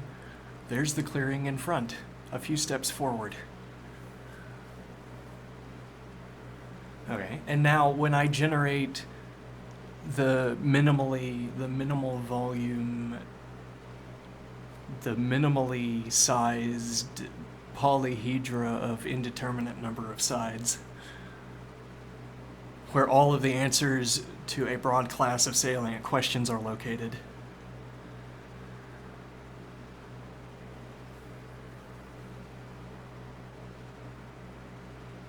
Well, you can see the clearing through a gap in the trees. And that gap in the trees will remain relevant as you move forward as if on a dolly at a continuous pace, because the trees are located there and they block view of what's on the other side of them. The appropriate video that matches this description, one can intuitively reconstruct as the world swivels around the trees as you walk by them. These are the gaps in the trees, not a characterization we'll bother to make when we step into the clearing. Though you could consider that on the other side of the clearing we can also see something we might want to call gaps in trees. We look to the other side of the clearing. Well, and I say there's more than one tree over there. There's many, in fact. And they are not all stacked on top of each other. They are spread out. And when trees are spread out, there are gaps in trees. Though the world doesn't seem to swivel around the trees in the distance like it does around the trees here, on this side of the clearing.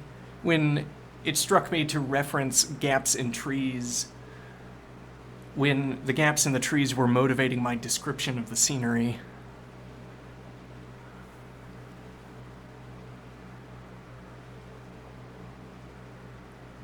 well, they were serving some... They were serving as some, as it were, truth function over here. The gaps in the trees over there, the gaps in trees over there have the same truth functioning behind them, but only if you're standing on the other side of the clearing. Strangely enough, if you didn't have a conception of space, then this would not be obvious, I suppose. There are by analogy we say two trees on the other side of the clearing give us a gap in the trees. By analogy. Or by, I imagine myself on the other side of the clearing walking to the boundary of the clearing, and I suppose those trees over there would serve much the same function as the trees over here served in giving me the view blockage that I attribute to them. Okay.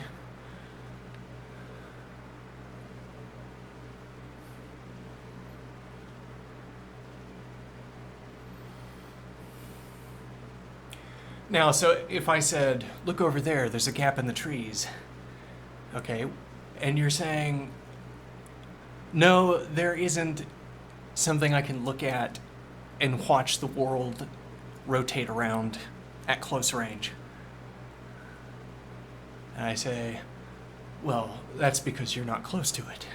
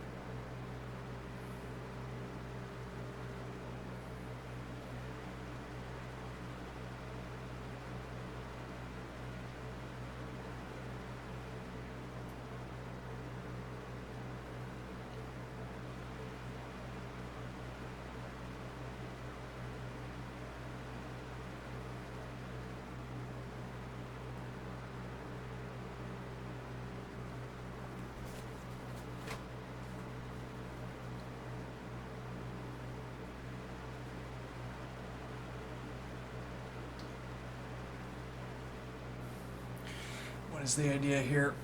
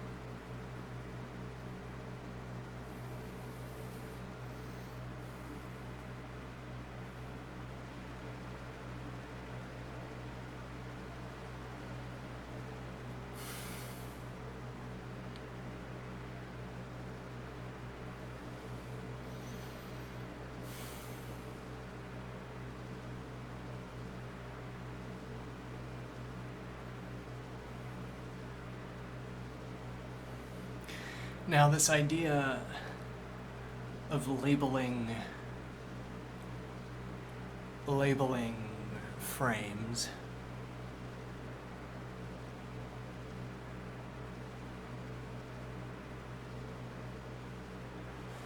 well, we can't speak the language of the characters in the scene that we're imagining. Okay, we can't speak the language. And what that means is, when we watch them gather, we have to read their words off their faces, as it were.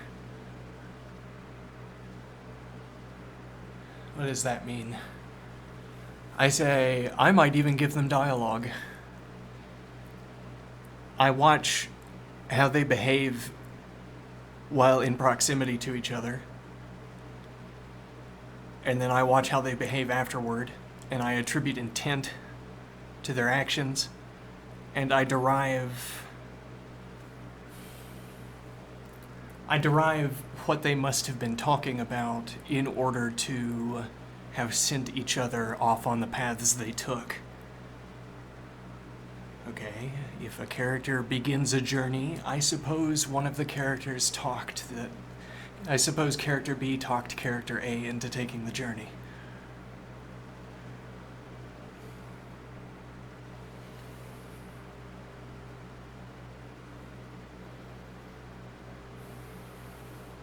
Well, and when I look more closely at their gestures, they're pointing at a piece of paper. Who knows what it says on it? They're pointing at a piece of paper, and they're dragging their fingers along the surface. They poke the piece of paper elsewhere. Okay, there are words written on the piece of paper, if I may say so. I can't read them. But there are words written on the piece of paper, and even, perhaps I'm free to say, it is a map. It is a depiction. It's a topographical map.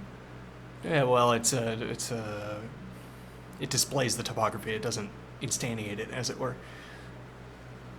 Be a little bit too refined for this medieval story. So they have a piece of paper that they point at, okay? And this, putting all of these labels together, putting them into a blender, and then turning on the blender is what motivates me to say that they are discussing a journey. Because, well, I suppose if I were going to go on a journey back in the medieval period, I too would want to consult a map before beginning. And who knows who made the map and how accurate it is. Though, you know, for my purposes, a map is only accurate to the extent that the paths remain open and clear, open and free, or open and priced according to the schedule for their pricing. I mean, if I'm, for instance, a merchant passing from city A to city B. I stepped on something lightly, but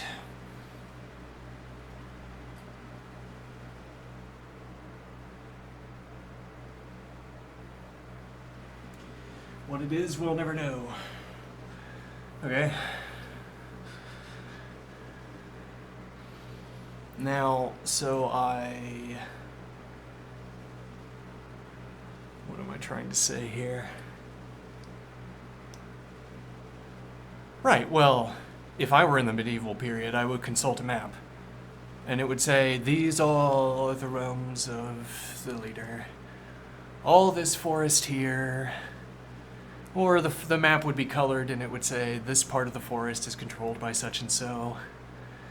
And I would look at the paths, and they'd have prices like toll booths on them, and I'd calculate a pricing.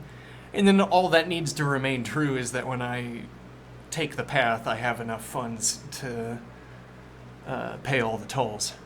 I mean, if it turns out that the map is inaccurate, but it's in my favor, then I get a sort of bank store, and then I pass to the next toll booth, and it's over what the map predicted, but that's fine because I have some value stored up. Or, a better way to take this observation, I look at the map, I am a merchant, I apply my considerable understanding of merchant craft to devise a path. That design I make is informed by the map that is in the library or the official map that is provided by whomever I have consulted for maps. And now, whatever I do, that's what I do. Or whatever description I'd like to provide of me there then crossing the woods is, as it were, a combination of me and whatever happens when a merchant in the medieval period sets out with a map provided by such and so. That's a way of encapsulating that the map could be wrong. It could be systematically wrong. It could be intentionally wrong. But also to the point that whatever state I take it to be, like whatever I take a path to require of me, like I say to myself, what supplies that are available from the local stores will be useful when making the trek through the forest?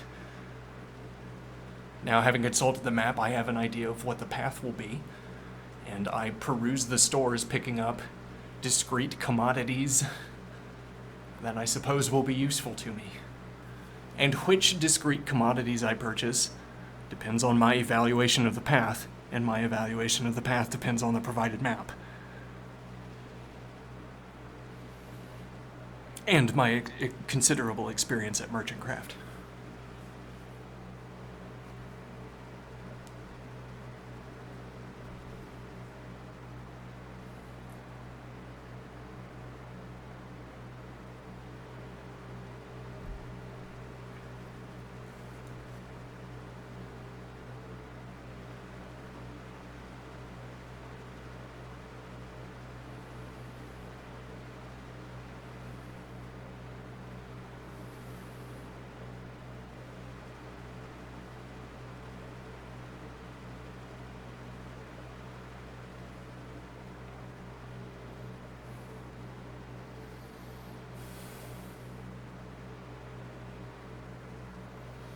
Similarly, when a character in our precise lore goes for a walk, what the character finds there, we could functionally derive. We could take an earlier state and ask what change was exposed to this state. And then that is what the character will find in passing.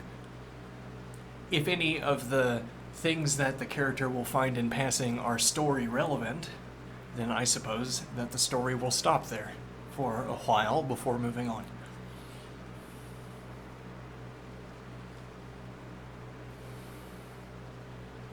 Well, and so this is like saying the legendary figure was searching for Whitewater Riverway.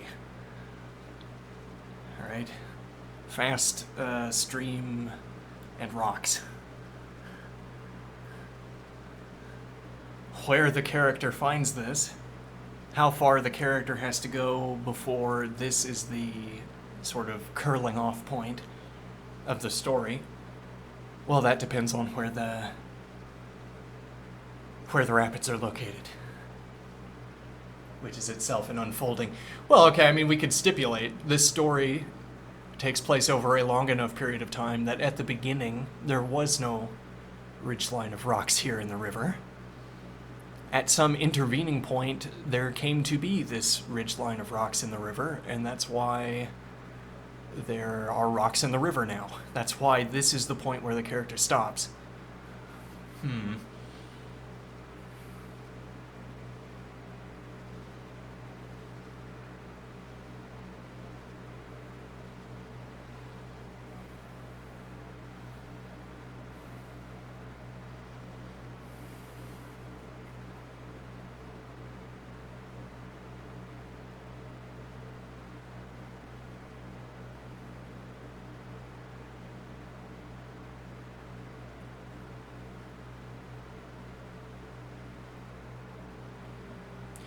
So the point is, well, then still we have a first frame and we have change.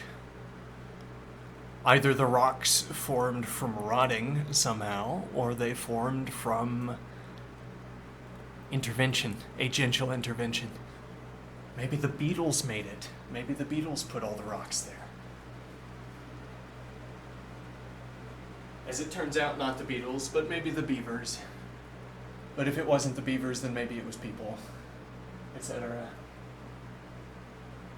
Or a glacier deposited the row of rocks in the river. Okay, and now, well, if it was a glacier that deposited the row of rocks in the river, then we would need to jump to a different point in the video, I suppose, whenever the glaciers were here. And then we could play the video forward. We could point out where all the rocks are inside the glacier, and we could zoom forward until they are on the outer layer of the glacier, and then they fall out, and then they are deposited. And that's near enough their final location, with subsequent adjustments being made by particularly strong gusts of water, I suppose, until the rocks were in a stable position. Though what exactly a stable position here is difficult to exactly to pin down, maybe, because you can't reference, e.g., the current state of the subsilt, the silt which flows, but then the subsilt which doesn't, and so holds a state as silt flows over it. Now, the subsilt is stable over short periods of time, and so I could point at the rock's position relative to the subsilt in one frame, and then I could play forward frames, and I would have the same subsilt, and then I would only need, as it were, geographic details to find where the rocks are located. I could map a coordinate system over the subsilt. But then if the subsilt is differently shaped, I would need to know the mapping between the two, so that when I placed a grid on the newly shaped subsilt, I was still able to use my geographic particulars, my grid particulars, to find where the rocks are. So I define a position of a rock relative to the subsilt layer. Now I update the subsilt layer. Now I try to navigate the subsilt layer using my description of the previous subsilt layer, or my previous description, my description of the old subsilt topography. When I follow the instructions, I don't arrive at a rock, and that's because the instructions applied to this rotted subsilt layer do not produce the same effect, do not lead to the same endpoint. Well, they don't both lead to the rock, which is the only relevant characterization the only relevant characterization here. So I would need a mapping. I take the initial subsilt layer, and I derive the second subsilt layer, and now when I feed the second subsilt layer into the geographic locator, I arrive at the rock, the specified rock.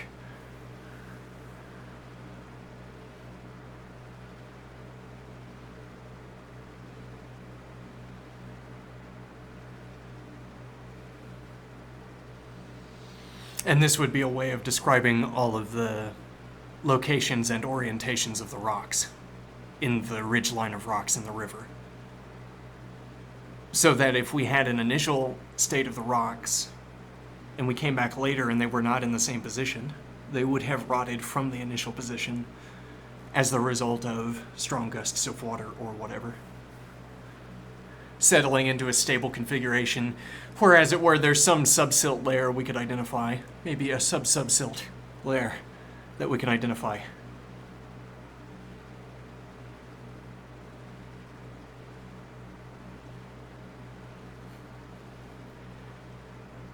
And now we can use this same hashing method, as it were, to specify the positions of the rocks. The rocks are wherever they would be after they have rotted from their initial position.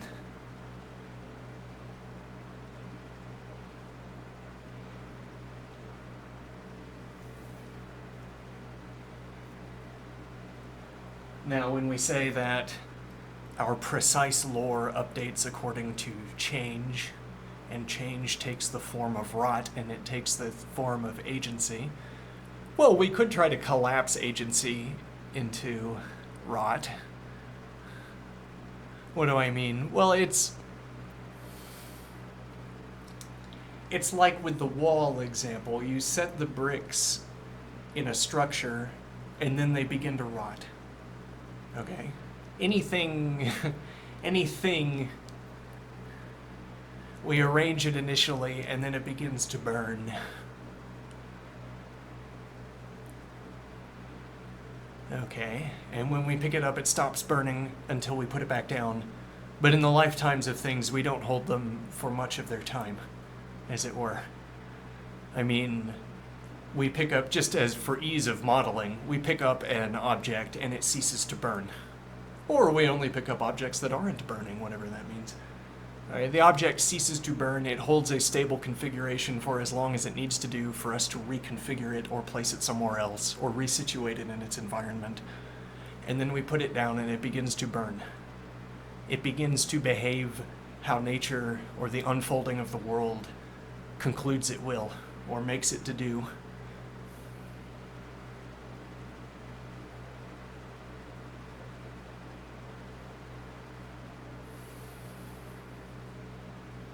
Okay.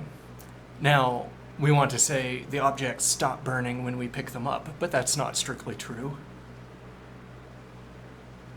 If, just as a shallow example, if I held a rotting piece of food in my hand stably enough, it would continue to rot. It would not, it would continue to burn. It would turn to dust.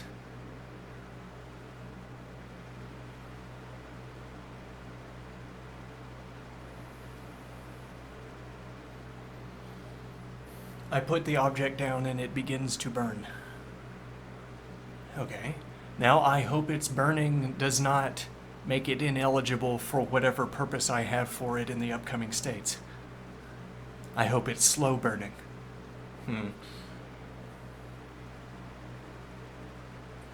But what I want out of this burning word, I want easy reference to a roiling surface like we get out of fire, out of burning.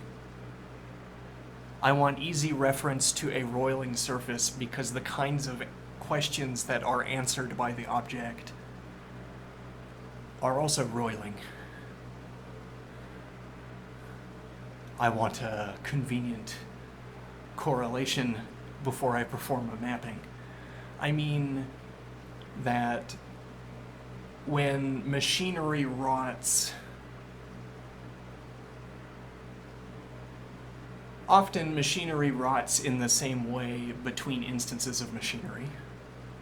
And this is only to say that there are common wear patterns in metal when you disassemble machinery, and their failure conditions when the machinery breaks, we can state as a continuation of the wear pattern. We say, we disassembled this machine, but the wear pattern was in an early state. We have seen later wear patterns like this. If you get late enough on one of these wear patterns, it's like flipping a coin, whether the metal cracks or not, on a given activity of the machinery.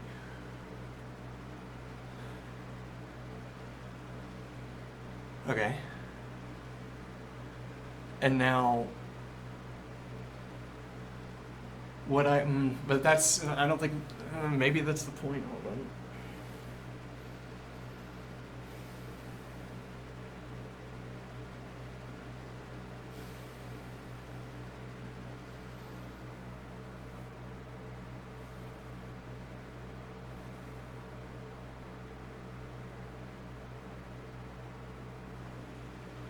A wear pattern.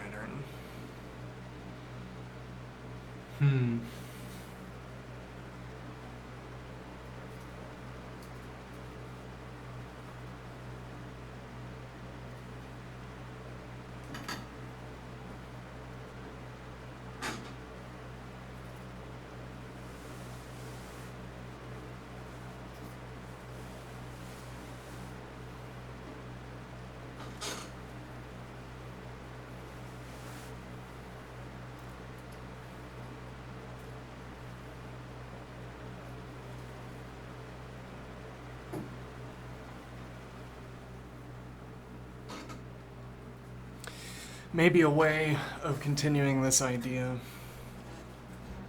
is to say that burning is stoked by the wind.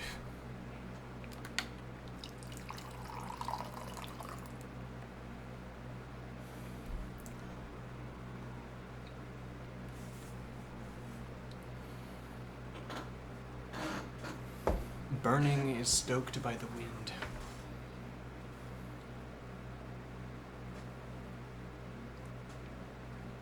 We place machinery under wind shielding.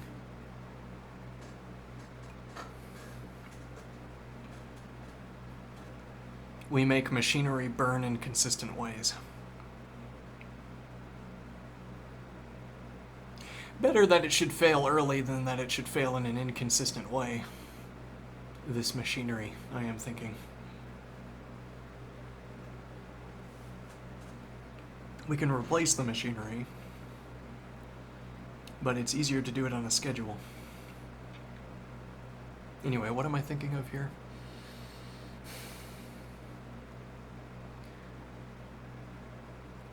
We're saying this burning. I wanted the imagery of tree with burning bark. The bark is burning off the tree. The tree will be fine, conveniently. The bark is burning off the tree. Okay? It's the kind of tree that even when the bark is burning off of it, it's still fine. So no worries. Okay? Now, it is a correct description. Wherever it strikes us to point, if we had an actual tree where the bark is burning off of it, anywhere on its surface that we care to point, there's an answer to the question of whether it's burning or not. Though there's another point that if the tree is burning, the as yet unburnt bark is likely in a different state compared to what it would be. For instance, insects might be being chased up the tree, and now the density of insects on the bark is increased, or inside the bark is increased. Or if the tree is burning slowly enough, then the kinds of creatures that live inside the bark will have had more time to dig tunnels, dig sort of holes into the bark to move around in. Okay, and that would presumably be a characteristic of the bark if we wanted to categorize the bark in different ways.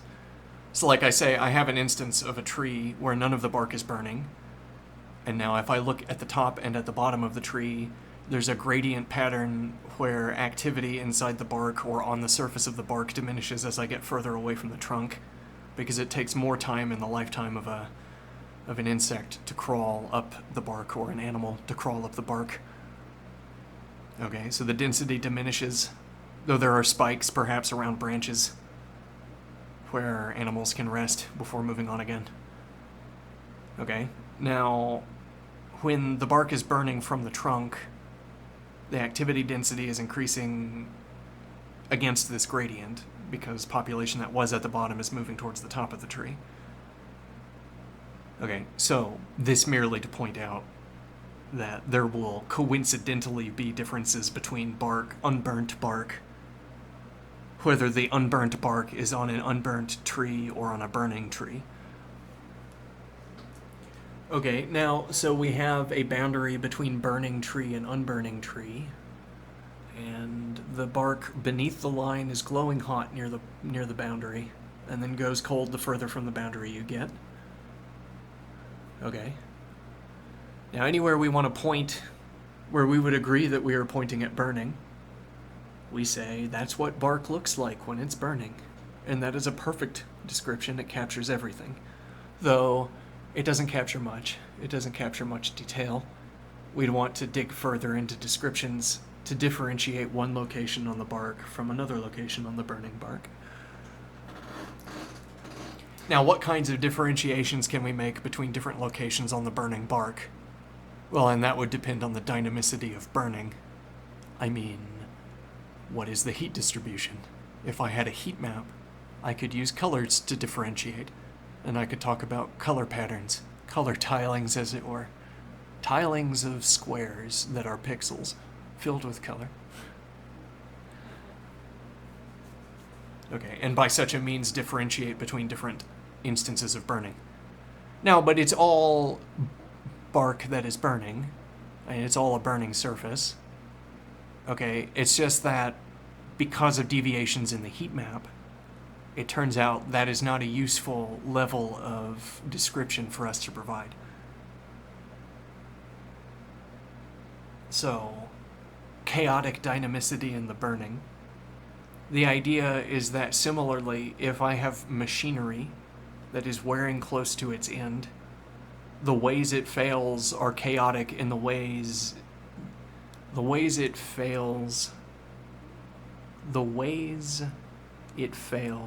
are chaotic relative to the ways it works. The machinery in its unfolding is bunched up into a tight path of unfolding mechanically, whereas the failure modes are unbounded. Well, what happens when the machinery fails will depend on wear pattern regularities, will depend on the state of the machinery immediately prior to breaking. And the state of the machinery immediately prior to breaking is whatever is the end state of a machine that has been exposed to as many operational cycles as this machine has.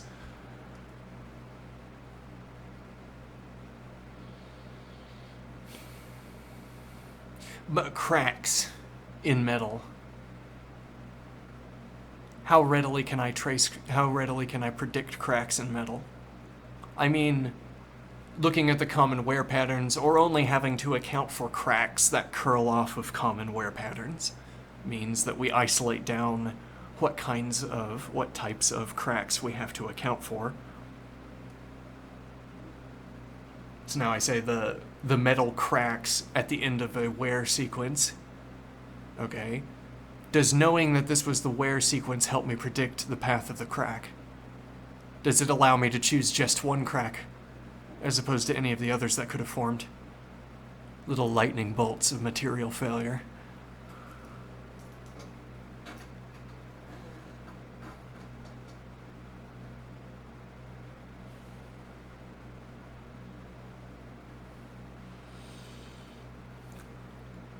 Roiling dynamicity. The roiling dynamicity of a roiling surface. Well, it's like observing the surface in question here is it has 3 input values. It's left, right, or straight.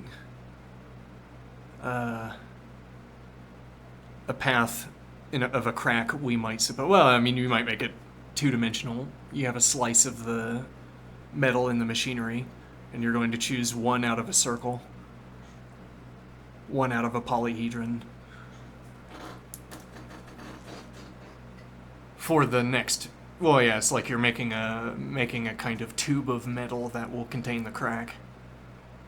Because because with the polyhedron you select, the crack always falls within it, and then you implicitly select a kind of tube of metal through which the crack passes.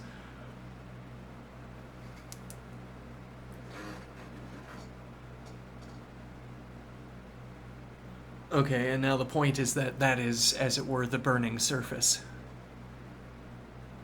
Well, depending on how we want to mince our words. The burning surface is inside that tube of metal, where the crack is always contained inside the tube, because it's always there that the wear pattern has reached its end.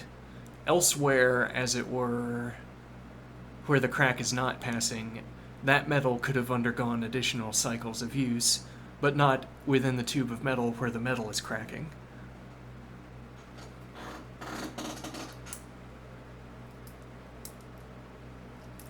But also, this point that following the crack is not, as it were, the same discipline as knowing the conditions under which cracks occur. I mean, I know when cracks will occur. Any crack is unacceptable. I know when they will occur as a function of wear patterns, of age, really, of operational cycles.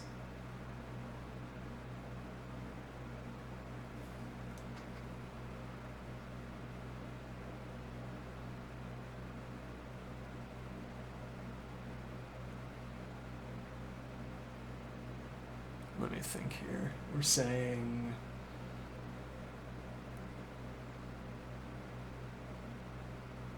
Right. As it were, my profession is predicting the year on which a crack will occur in the metal.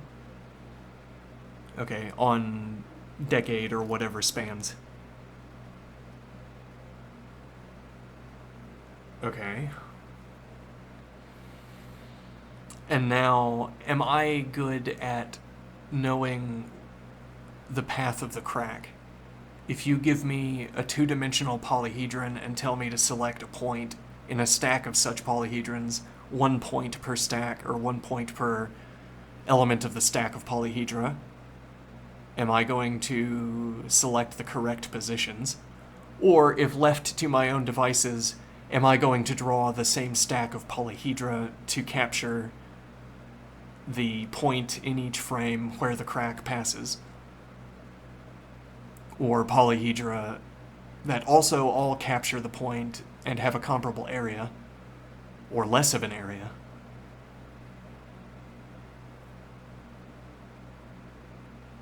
And I think the point is no. That would be a different profession, one that no one gets paid to learn. Because by the time you're predicting how a crack passes, you've already passed an unacceptable structural failure. In practice, in fact. Okay, but so my point here is that beyond the level of description that I find relevant, talking about the life cycle of a wear pattern, there is this additional mode of description that would tell me how nature unfolds when left unattended, as it were. And that would be the burning of the metal.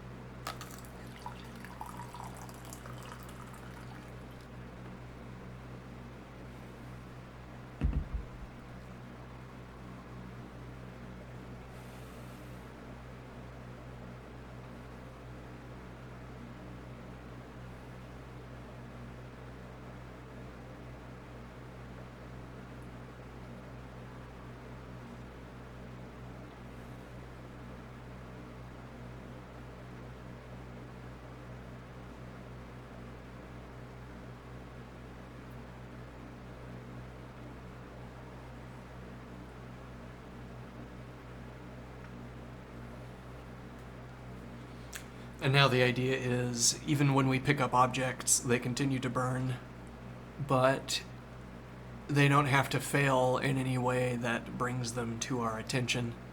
They continue to update their own state in different orientations and positions as we move them around. And if we reconfigure an object, then we could have originally been discussing subsystems, each of which burn individually, but which, despite the burning, when put back together in a new configuration, don't raise themselves to our attention.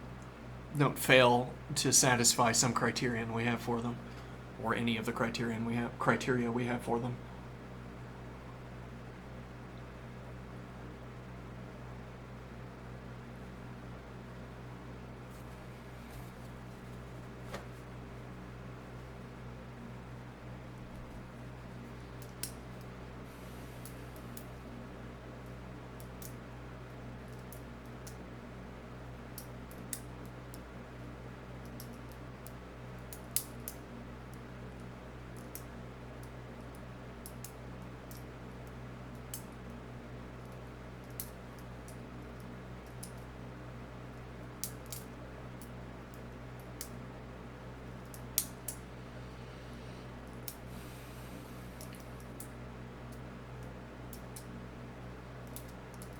Okay, but there's something additional about a reconfiguration, because what all of this discussion is talking about, or leaning towards, is folding agency into rot.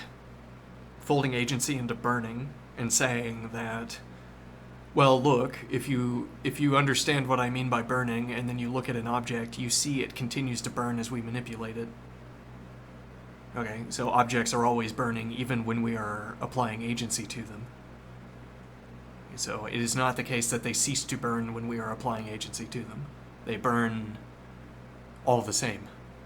But our reconfigurations of objects are not irrelevant to the particulars of their burning. For instance, if I rotate the tires on a car, they're going to burn. They're going to continue rotting according to whatever wear pattern the typical driving pattern of the owner of the car brings about into the tires. Okay, if I rotate the tires, I place a wear pattern into a different position on the car. And now, however the car moves about, well, if now the car slides in a place where it didn't, but also it maintains traction in a place where it previously slid, then we're shunted into different circumstances where we can't apply the same descriptions based on whether, we're in new circumstances. We're now sliding around a corner instead of sliding around a different corner that's shaped differently, as it were. Now the particulars of the tires exposed to the environment butt into our description, whereas so long as traction is always maintained, the particulars of the rotated tires don't butt into our attention. They don't distract us from driving, as it were.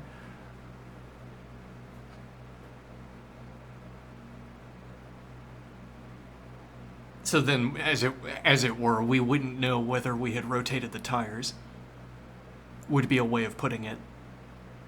In the case where traction is maintained prior to the rotation and afterward, okay, then the wear patterns that are in the tires never butt in. They never become relevant to reference in order to explain why the scene unfolded the way it did. Or at any rate, they're never relevant for reference to talk about why the scene unfolded in a different way than it would have done.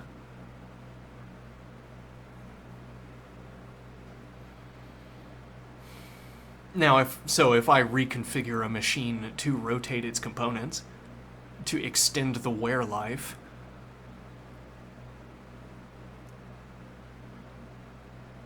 we're saying, well, now the particulars of burning happens within subsystems, and then it happens at the boundary between subsystems, just as a matter of that's how we talk about it.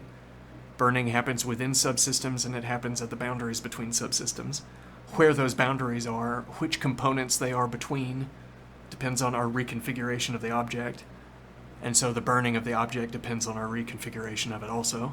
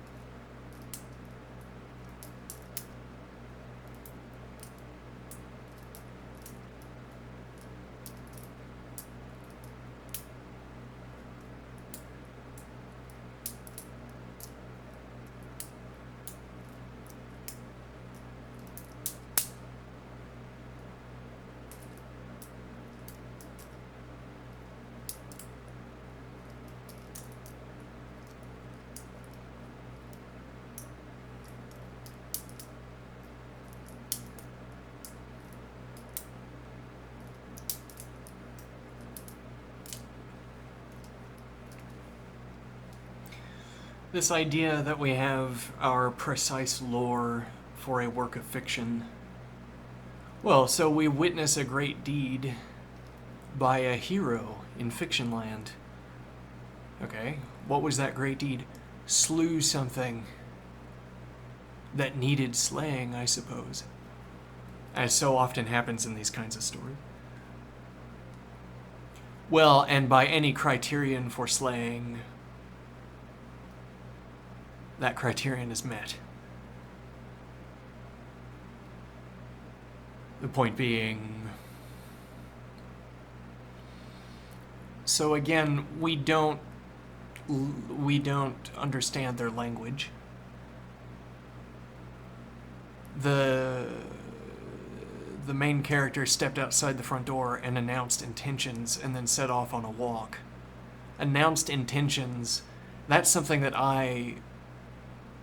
the wind, a floating camera, can pick out of the environment by talking about arrangements of voxels. They adopt a particular posture that makes voxels easily referenceable. They arrange their bodies in a particular way. Their bodies are made of voxels. This gives me a kind of minimal framework that I can make around sort of voxels that are always occupied when this position is adopted, when this disposition is adopted by the character. Raises the chin. Well, I have a little point that's always inside the chin. Okay.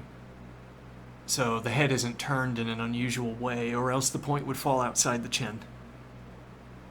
Okay, and there's a rate of opening and closing the mouth that I associate with making an announcement. Okay, so now by these voxel categorization schemes, I reach the descriptions. The character is announcing an intention. By similar voxelization techniques, I reach the conclusion that the character is embarking on a journey.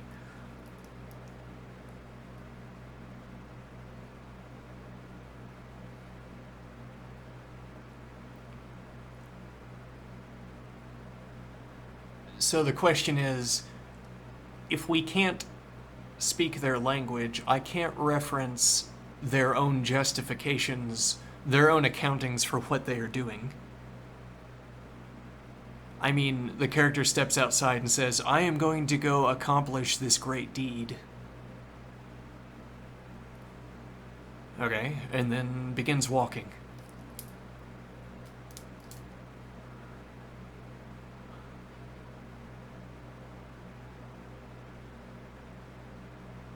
And now, well, am I going to be impressed by what the character does, for instance? I might get to the end of the video and say, great deed indeed. Heroically done.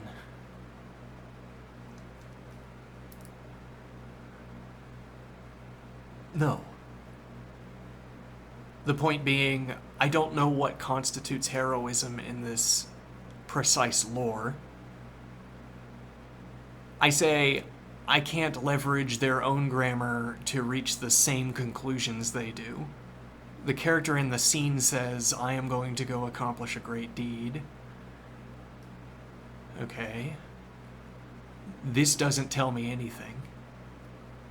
It tells me what vibration patterns are in the air.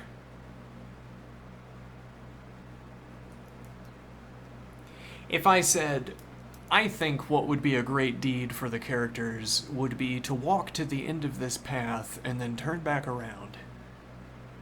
And then I watch the character go out on a walk and it reaches what I call the end of the path, and then it turns back around and I say, that was truly a heroic deed.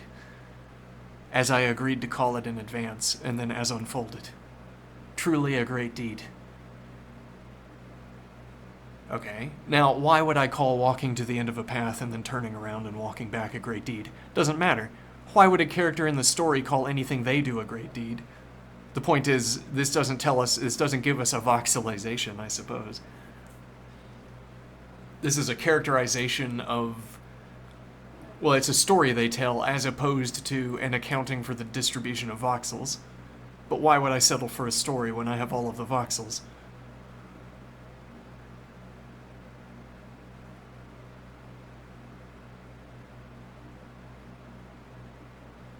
And so this is like saying there's a bunch of characters gathered in a hall, a meeting hall. Okay, and they're eating. Would they say they are eating? Yes, but that's not relevant, and it can't be. I say they are eating because of the way I categorize one distribution of voxels and the way I characterize a related distribution of voxels. Distribution of voxels A is the distribution of food on the table. We could say, in our removed mode of description, that pile of voxels, that finite pile of voxels, is all the food. That other finite pile of voxels is the mouths of the characters. According to our voxel descriptions, we'd agree the food is going into the mouth, and we also agree that when this description obtains, food into mouth, that's what we call eating. They would call it eating because you'd ask them, are you eating? And they'd say, of course. What do you mean? I'm currently eating. Yes, I'm at a table with food. And that's all nonsense to us because we can't speak their language, so we don't ask them. We make characterization of voxels. Okay, now, so I say they're eating. They would also say they were eating. Okay, and so what I write down in the book is that they held a feast, which is what we say when a large group of people gather together and eat in a hall. Okay, all of this just requires, as it were, a string of syntax that gets me from a description of the people in the hall to concluding that they were having a feast. Or really, this is what gives me a depiction where you won't say, like I say, they were having a feast in this sequence of frames, in this curtain square, they were having a feast. Okay, and when you watch the video, you agree. Why? Is it because I was right? Is it because I was correct that they are having a feast? No. It's because you have your own voxelization technique, and when you apply it, I don't know, you also get that string back, and that's all there is. Mm-hmm. Am I correct?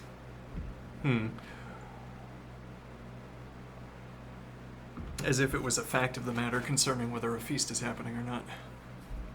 Strange.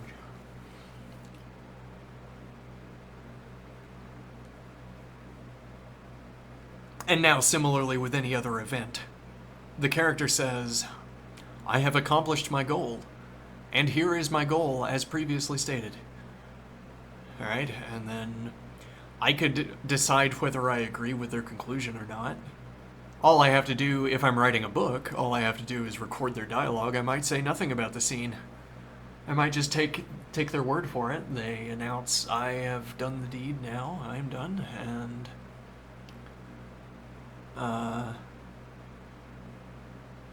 well, we just write up the dialogue, as opposed to providing object-based descriptions of what's unfolding in the scene.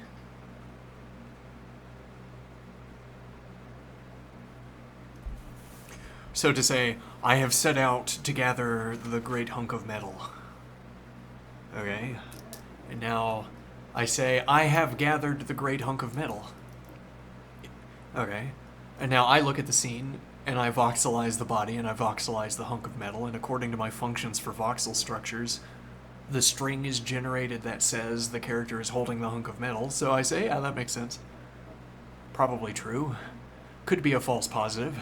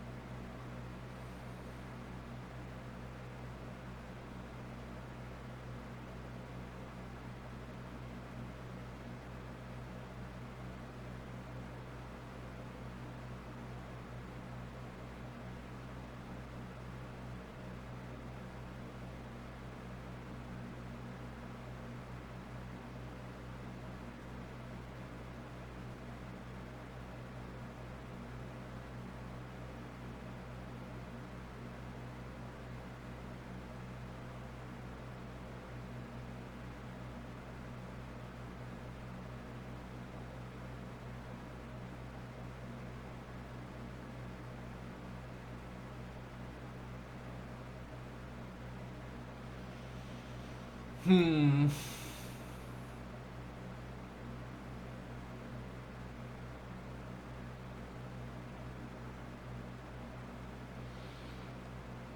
And this is all supposed to be a...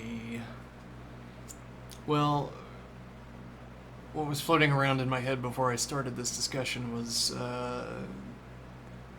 the nature of the status of descriptions in chess, and particularly wrong descriptions in chess, irrelevant descriptions in chess.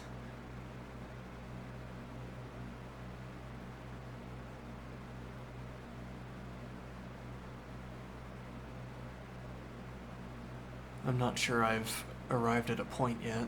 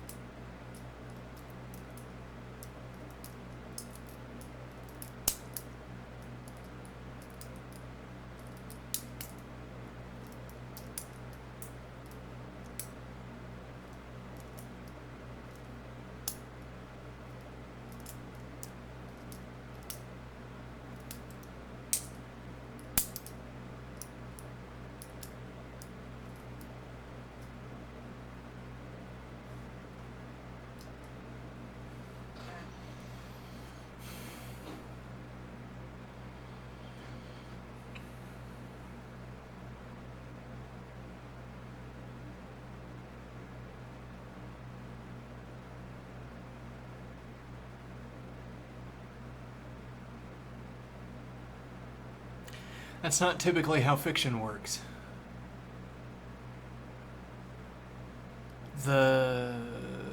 We start with the natural language, and our imaginations do most of the work.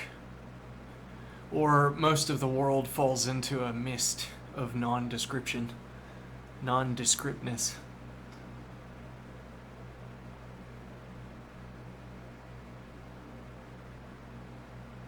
Here, with our precise lore, we would...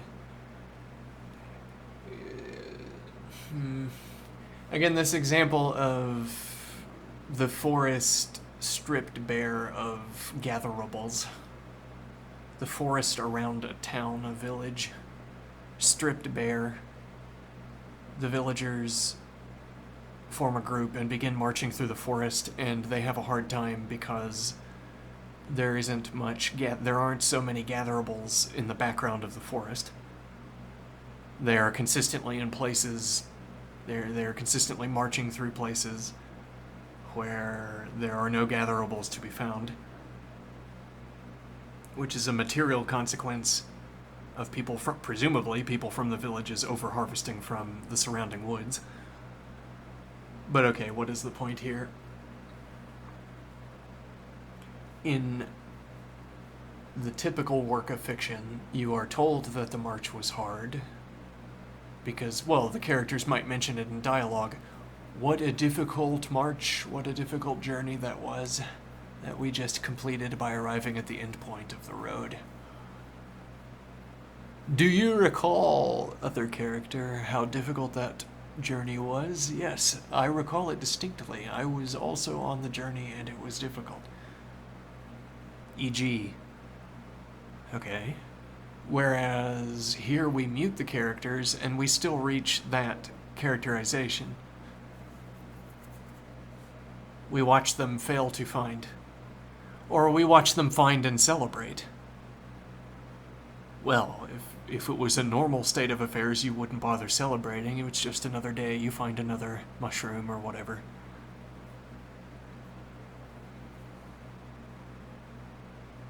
Whereas here, They find the gatherable, and they begin to celebrate. And instead of merely saying they're celebrating because that's what they always do when they gather gatherables, that turns out not to be the case. Instead, we say they're celebrating because the gatherables are so sparse, and this is now an unusual event. And then we put that in our pile of descriptions. At the end, we look back on the journey and we say, they celebrated when they found gatherables, so we think because the gatherables were so rare. That sounds like a description of a difficult journey. So now we're starting with the particulars and arriving at a description, as opposed to starting with the description that the journey was difficult and constructing what the difficulties could have been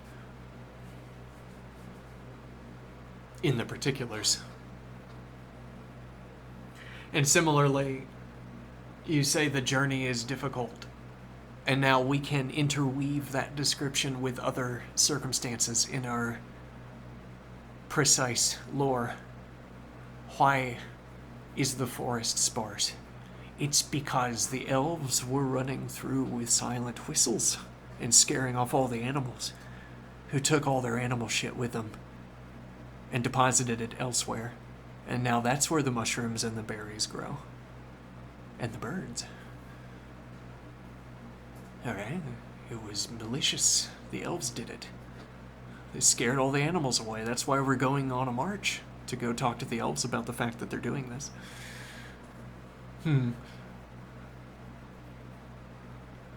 Well then I should rewind a video of the forest until I find elves running through the forest and see if I agree with that description, I suppose.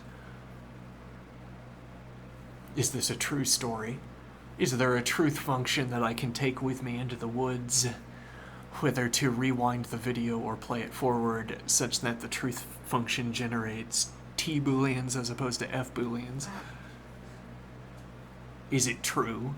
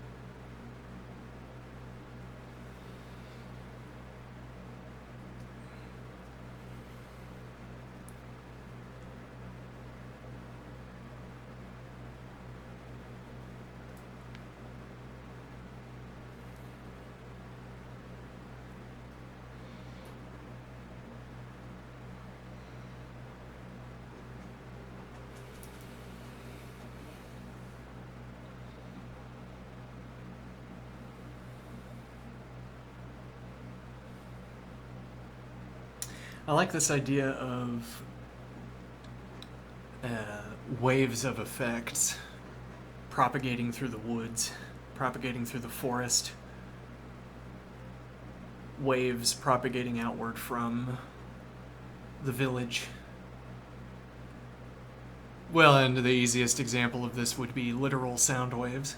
Literal sound waves propagating from the village with their attendant changes wrought. My technical terms will be rot and wrought. Rot. I don't know how I pronounce that. Rot. Rot with a W and a G and an H and a U.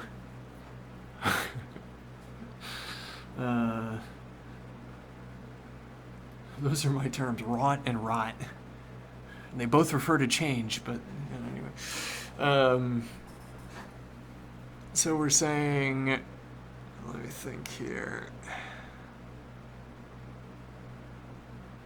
Right, so we're saying sound waves propagating off of the village. We could even nail down the specific noise source. Someone is beating a carpet with a stick. Okay? Whack. Stick on carpet. Whack. Stick on carpet.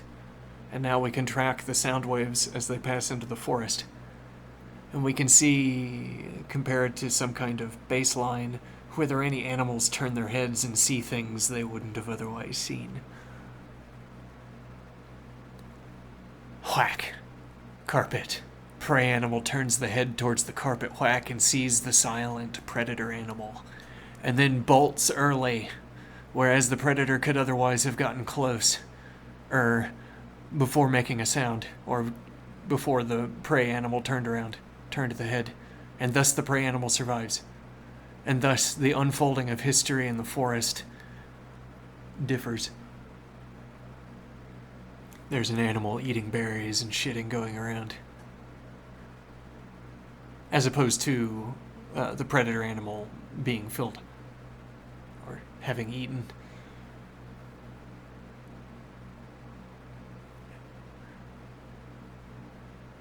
Now, we might want to say none of the differences that propagate off the village become relevant to the villagers. I mean, whether a predator animal, well, as it were, it could even be a coin flip, whether the carpet beating favors a predator or it favors prey.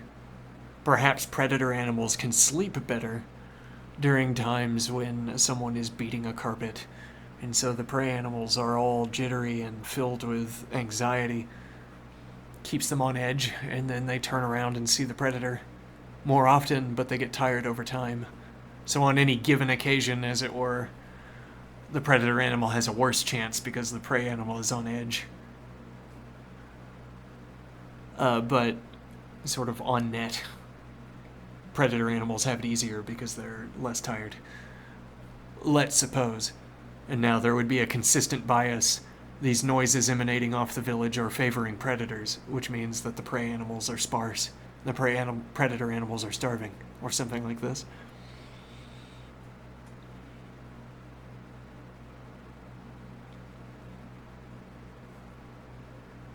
Or again, sending out patrols into the forest or gathering parties. And the same idea. Now it is not a sound wave that's propagating from a beating carpet, but it's a sound wave emanating from people walking through the woods. Or it's sight of these people walking through the woods that sets off a predator or a prey animal and changes their behaviors in an appreciable way. You scare an animal into a trap. Okay? And now when you arrive, the trap is full. And when you get back, your accounts will have different numbers in them. And then a whole machinery around numbers changes its state.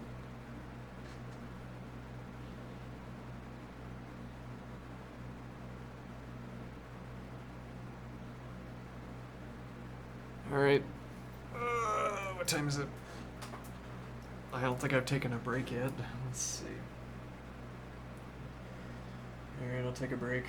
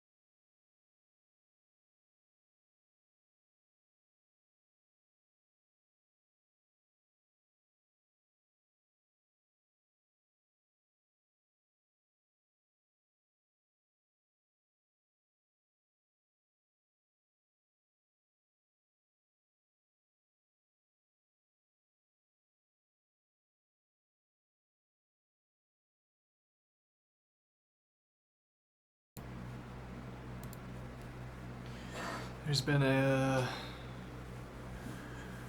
voice, interjecting periodically whenever the word truth or true, fact,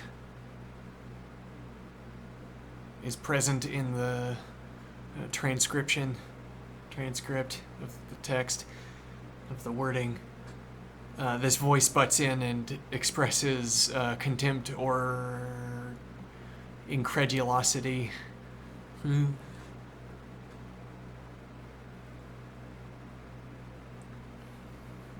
Saying, "Oh, what do you think truth is?" You use this word truth. It's concerning. What do you think truth is? If that word's gonna be floating around in the background, what do you think truth is?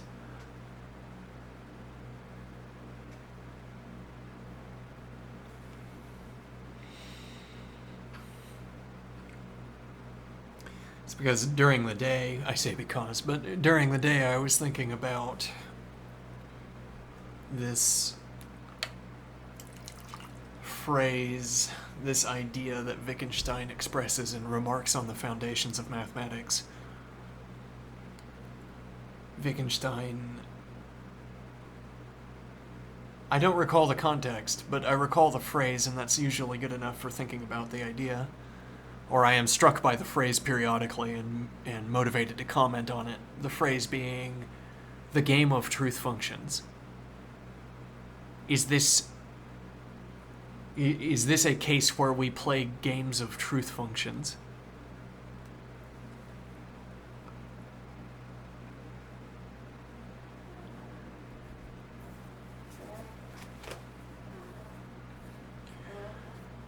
Truth is a label on Booleans.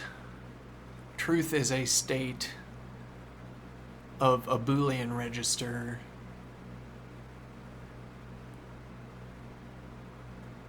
we play games of truth functions that populate Boolean registers. If we do not play games that populate Boolean registers, then we are not engaging in an activity that involves facts or truth. Because truth, even if we don't want to identify the word truth with true as in a state of a Boolean, still we'd say that truth has something to do, as it were, with patterns of Boolean registers. As it were, if I could coat a surface in Boolean registers. Okay, I coat a surface in Boolean registers, and now there are true cells and there are false cells. Okay, this is a case where we play a game of truth functions. Truth is a pattern in the Boolean state, the state of these Boolean registers on the surface of the object. Okay, that would be a clear case where we play the game of truth functions. And the idea would be that conditioned on the distribution of Boolean registers, we would choose option A or choose option B. And now this game of truth functions we're playing fills out the Boolean registers, which in turn make our decision for us. This is a case where truth, whatever it is, a pattern in Boolean registers apparently, where truth, where we care about truth. As it were, there's a force of grammar, a kind of cultural force of grammar where you say, oh, you don't care about truth, so you care about falsehood. No, I mean, I'm not considering the circumstance. Like, the paradigmatic case of playing games with truth functions might be taking a piece of machinery or a detection device into an environment and turning it on. Okay, and now there is an output to the machinery, and it fits perfectly with the machine. It's two fitted pieces of a logical whole. Whatever the machine is, when placed in the environment, it outputs this output. And what that output means is whatever output means given that it passed through this machinery. Perfect logical hole, no holes in it, no cracks. Okay, and this is like the paradigmatic case. It's a paradigmatic case where our activities incorporate truth functions.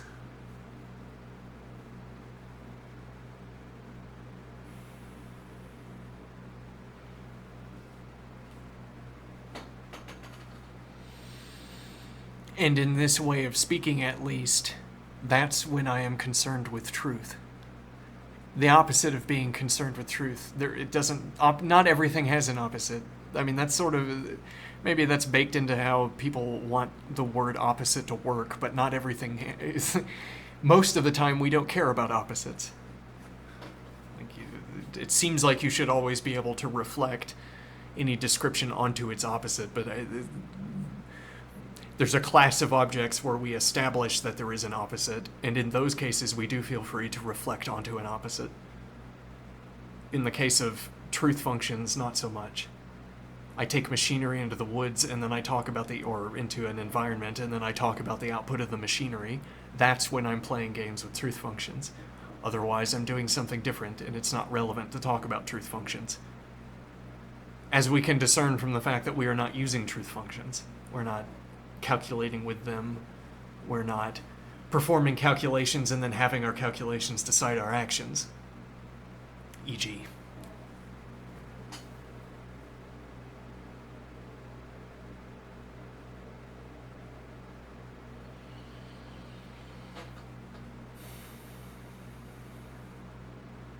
Whereas if I am unloading a delivery truck and I'm marking off an inventory, okay, I am playing a game of truth functions. Well, now the checklist I have, or the inventory list that is on the pad in front of me, establishes on the writing board, whatever, clipboard, there we go. The checklist that's in front of me on the clipboard establishes truth states, truth statuses. It determines how I have to project Boolean registers into the world in order that they have a spatial correlate. The checklist that I receive as somebody a delivery truck unloader, the checklist establishes a projection for Boolean registers into space, where the space is the contents of the truck, and the Boolean registers are, I don't know, they're like points in the middle of boxes. Or if I'm interested in what's written on the surfaces of the boxes, then the Boolean registers are scattered in ink across the surfaces of the boxes.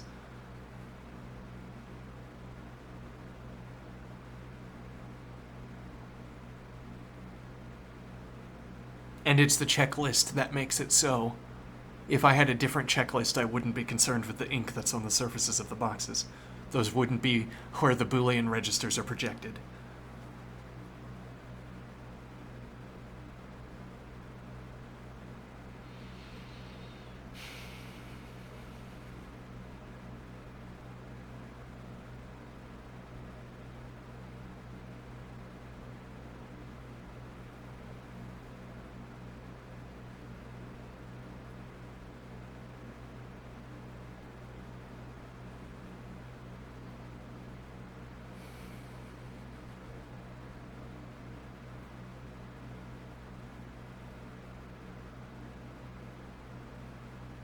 Now, what is truth in the case of offloading a truck?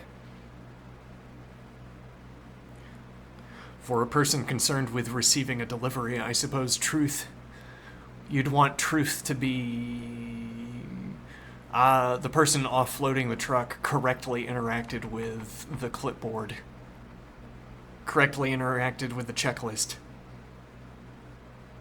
Okay, so that if I receive a report that my shipment was not received, then I know it's still in transit. Whereas if the person operating the checklist mismanages the checklist, it's possible that the shipment has arrived and it's not still in transit. I have to plan accordingly, as it were. Whereas, what is truth for the person unloading the truck? I suppose it's more of a first-person experience. Like reading the ink.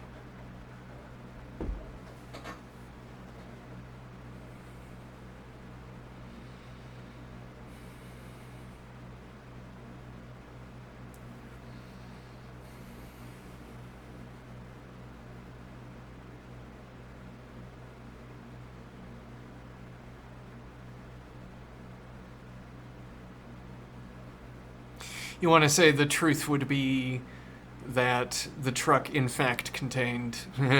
well, just circling back to the starting point there. The fact that...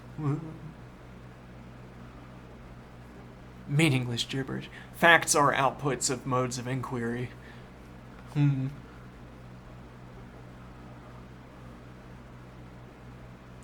So what fact can there have been? Well, it's like saying, okay, the person with the checklist unloading the truck says there were 400 objects.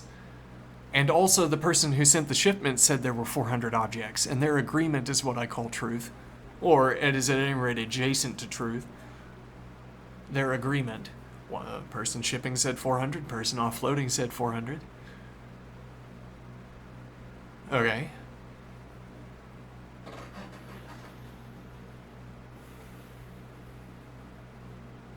And you want to say, in fact, there are 400. Okay, well, did you set up, I don't know, a laser grid inside the truck? Or a camera? We could probably derive how many boxes there are by looking at a camera feed. Did you have a camera? And then saying that there are 400 objects is a characterization of what we would see in the video. The truth of the matter would be whether what we see in the video leads us to tally up to 400, as opposed to tallying up to some other number. Or if it was a video from another position in the truck, same idea. Any position in the truck where we could see all of the objects. So you could sort of scatter cameras around the truck that all meet this description. And all of those would be the same. The truth is that, according to whatever method we use for reading the video, when we tally up how many objects are placed in the truck, we also reach the value of 400. And then that would be the truth of the matter concerning how many objects were in the truck. In this mode of inquiry. Or again, if you had a laser grid. Or an X-ray grid. Alright? In this highly dangerous truck, we perform X-rays on a regular basis. We X-ray the contents. And each package has a tracking piece of metal in it that's picked up by the X-ray. And there are 400 pieces of tracking metal. Okay, and someone somewhere else assures us that the number of pieces of tracking metal corresponds to the number of packages, therefore there are 400 packages in the truck. And now, truth is the output of a mode of inquiry.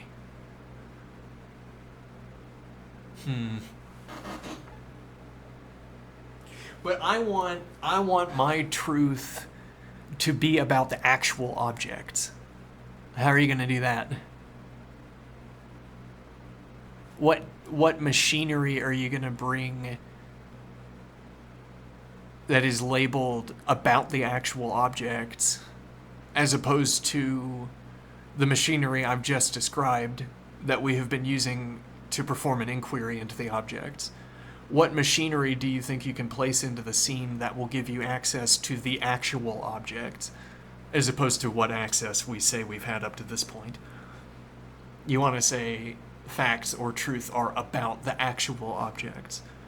What you want to say is there has to be some central object to which we can expose to the myriad modes of inquiry that strike us to perform.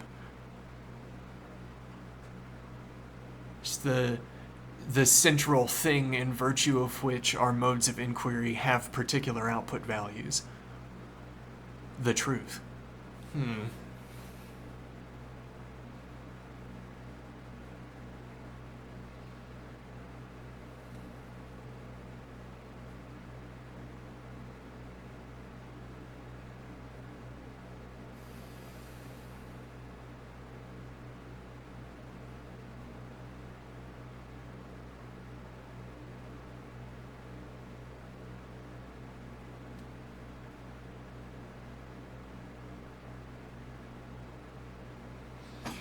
I think Wittgenstein's point, we could elaborate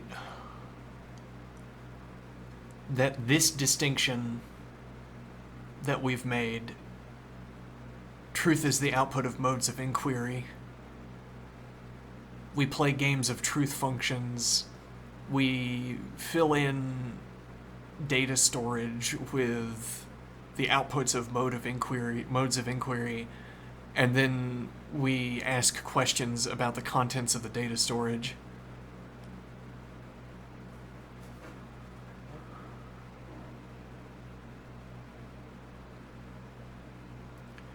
Truth functions. Let me think here.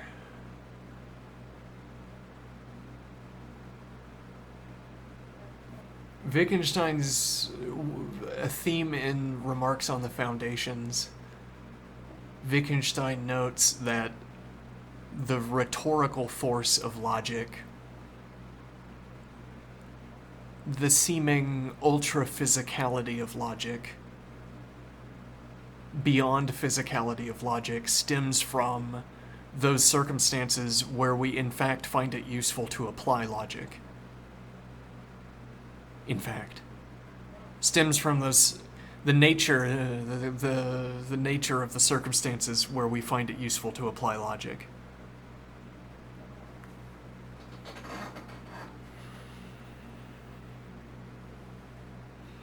We play games of truth functions when there are consequences by which we can establish when we are wrong. And then playing the game of truth functions enables us, facilitates establishing a state of affairs where the continued playing of our truth functional games delivers the outcomes that we want. So long as we can maintain an unbroken sequence of truth functional games with the objects we manipulate, we can create a kind of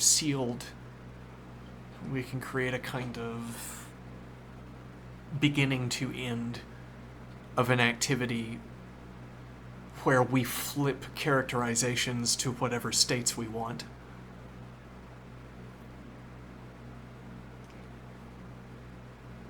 We play games of truth functions. This is in cases where we can conduct a mode of inquiry, establish a data source, and interrogate the data source in order to inform inputs into machines, e.g., where the unfolding of the machinery given our inputs is as complex as any machine we might imagine.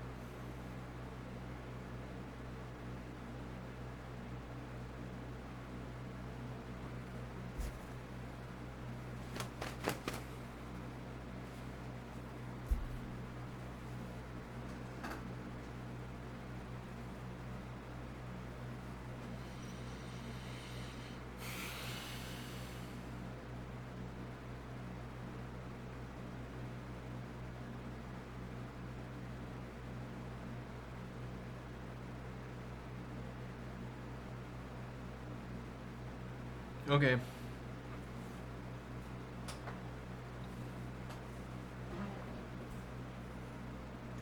See ya. Have a good one.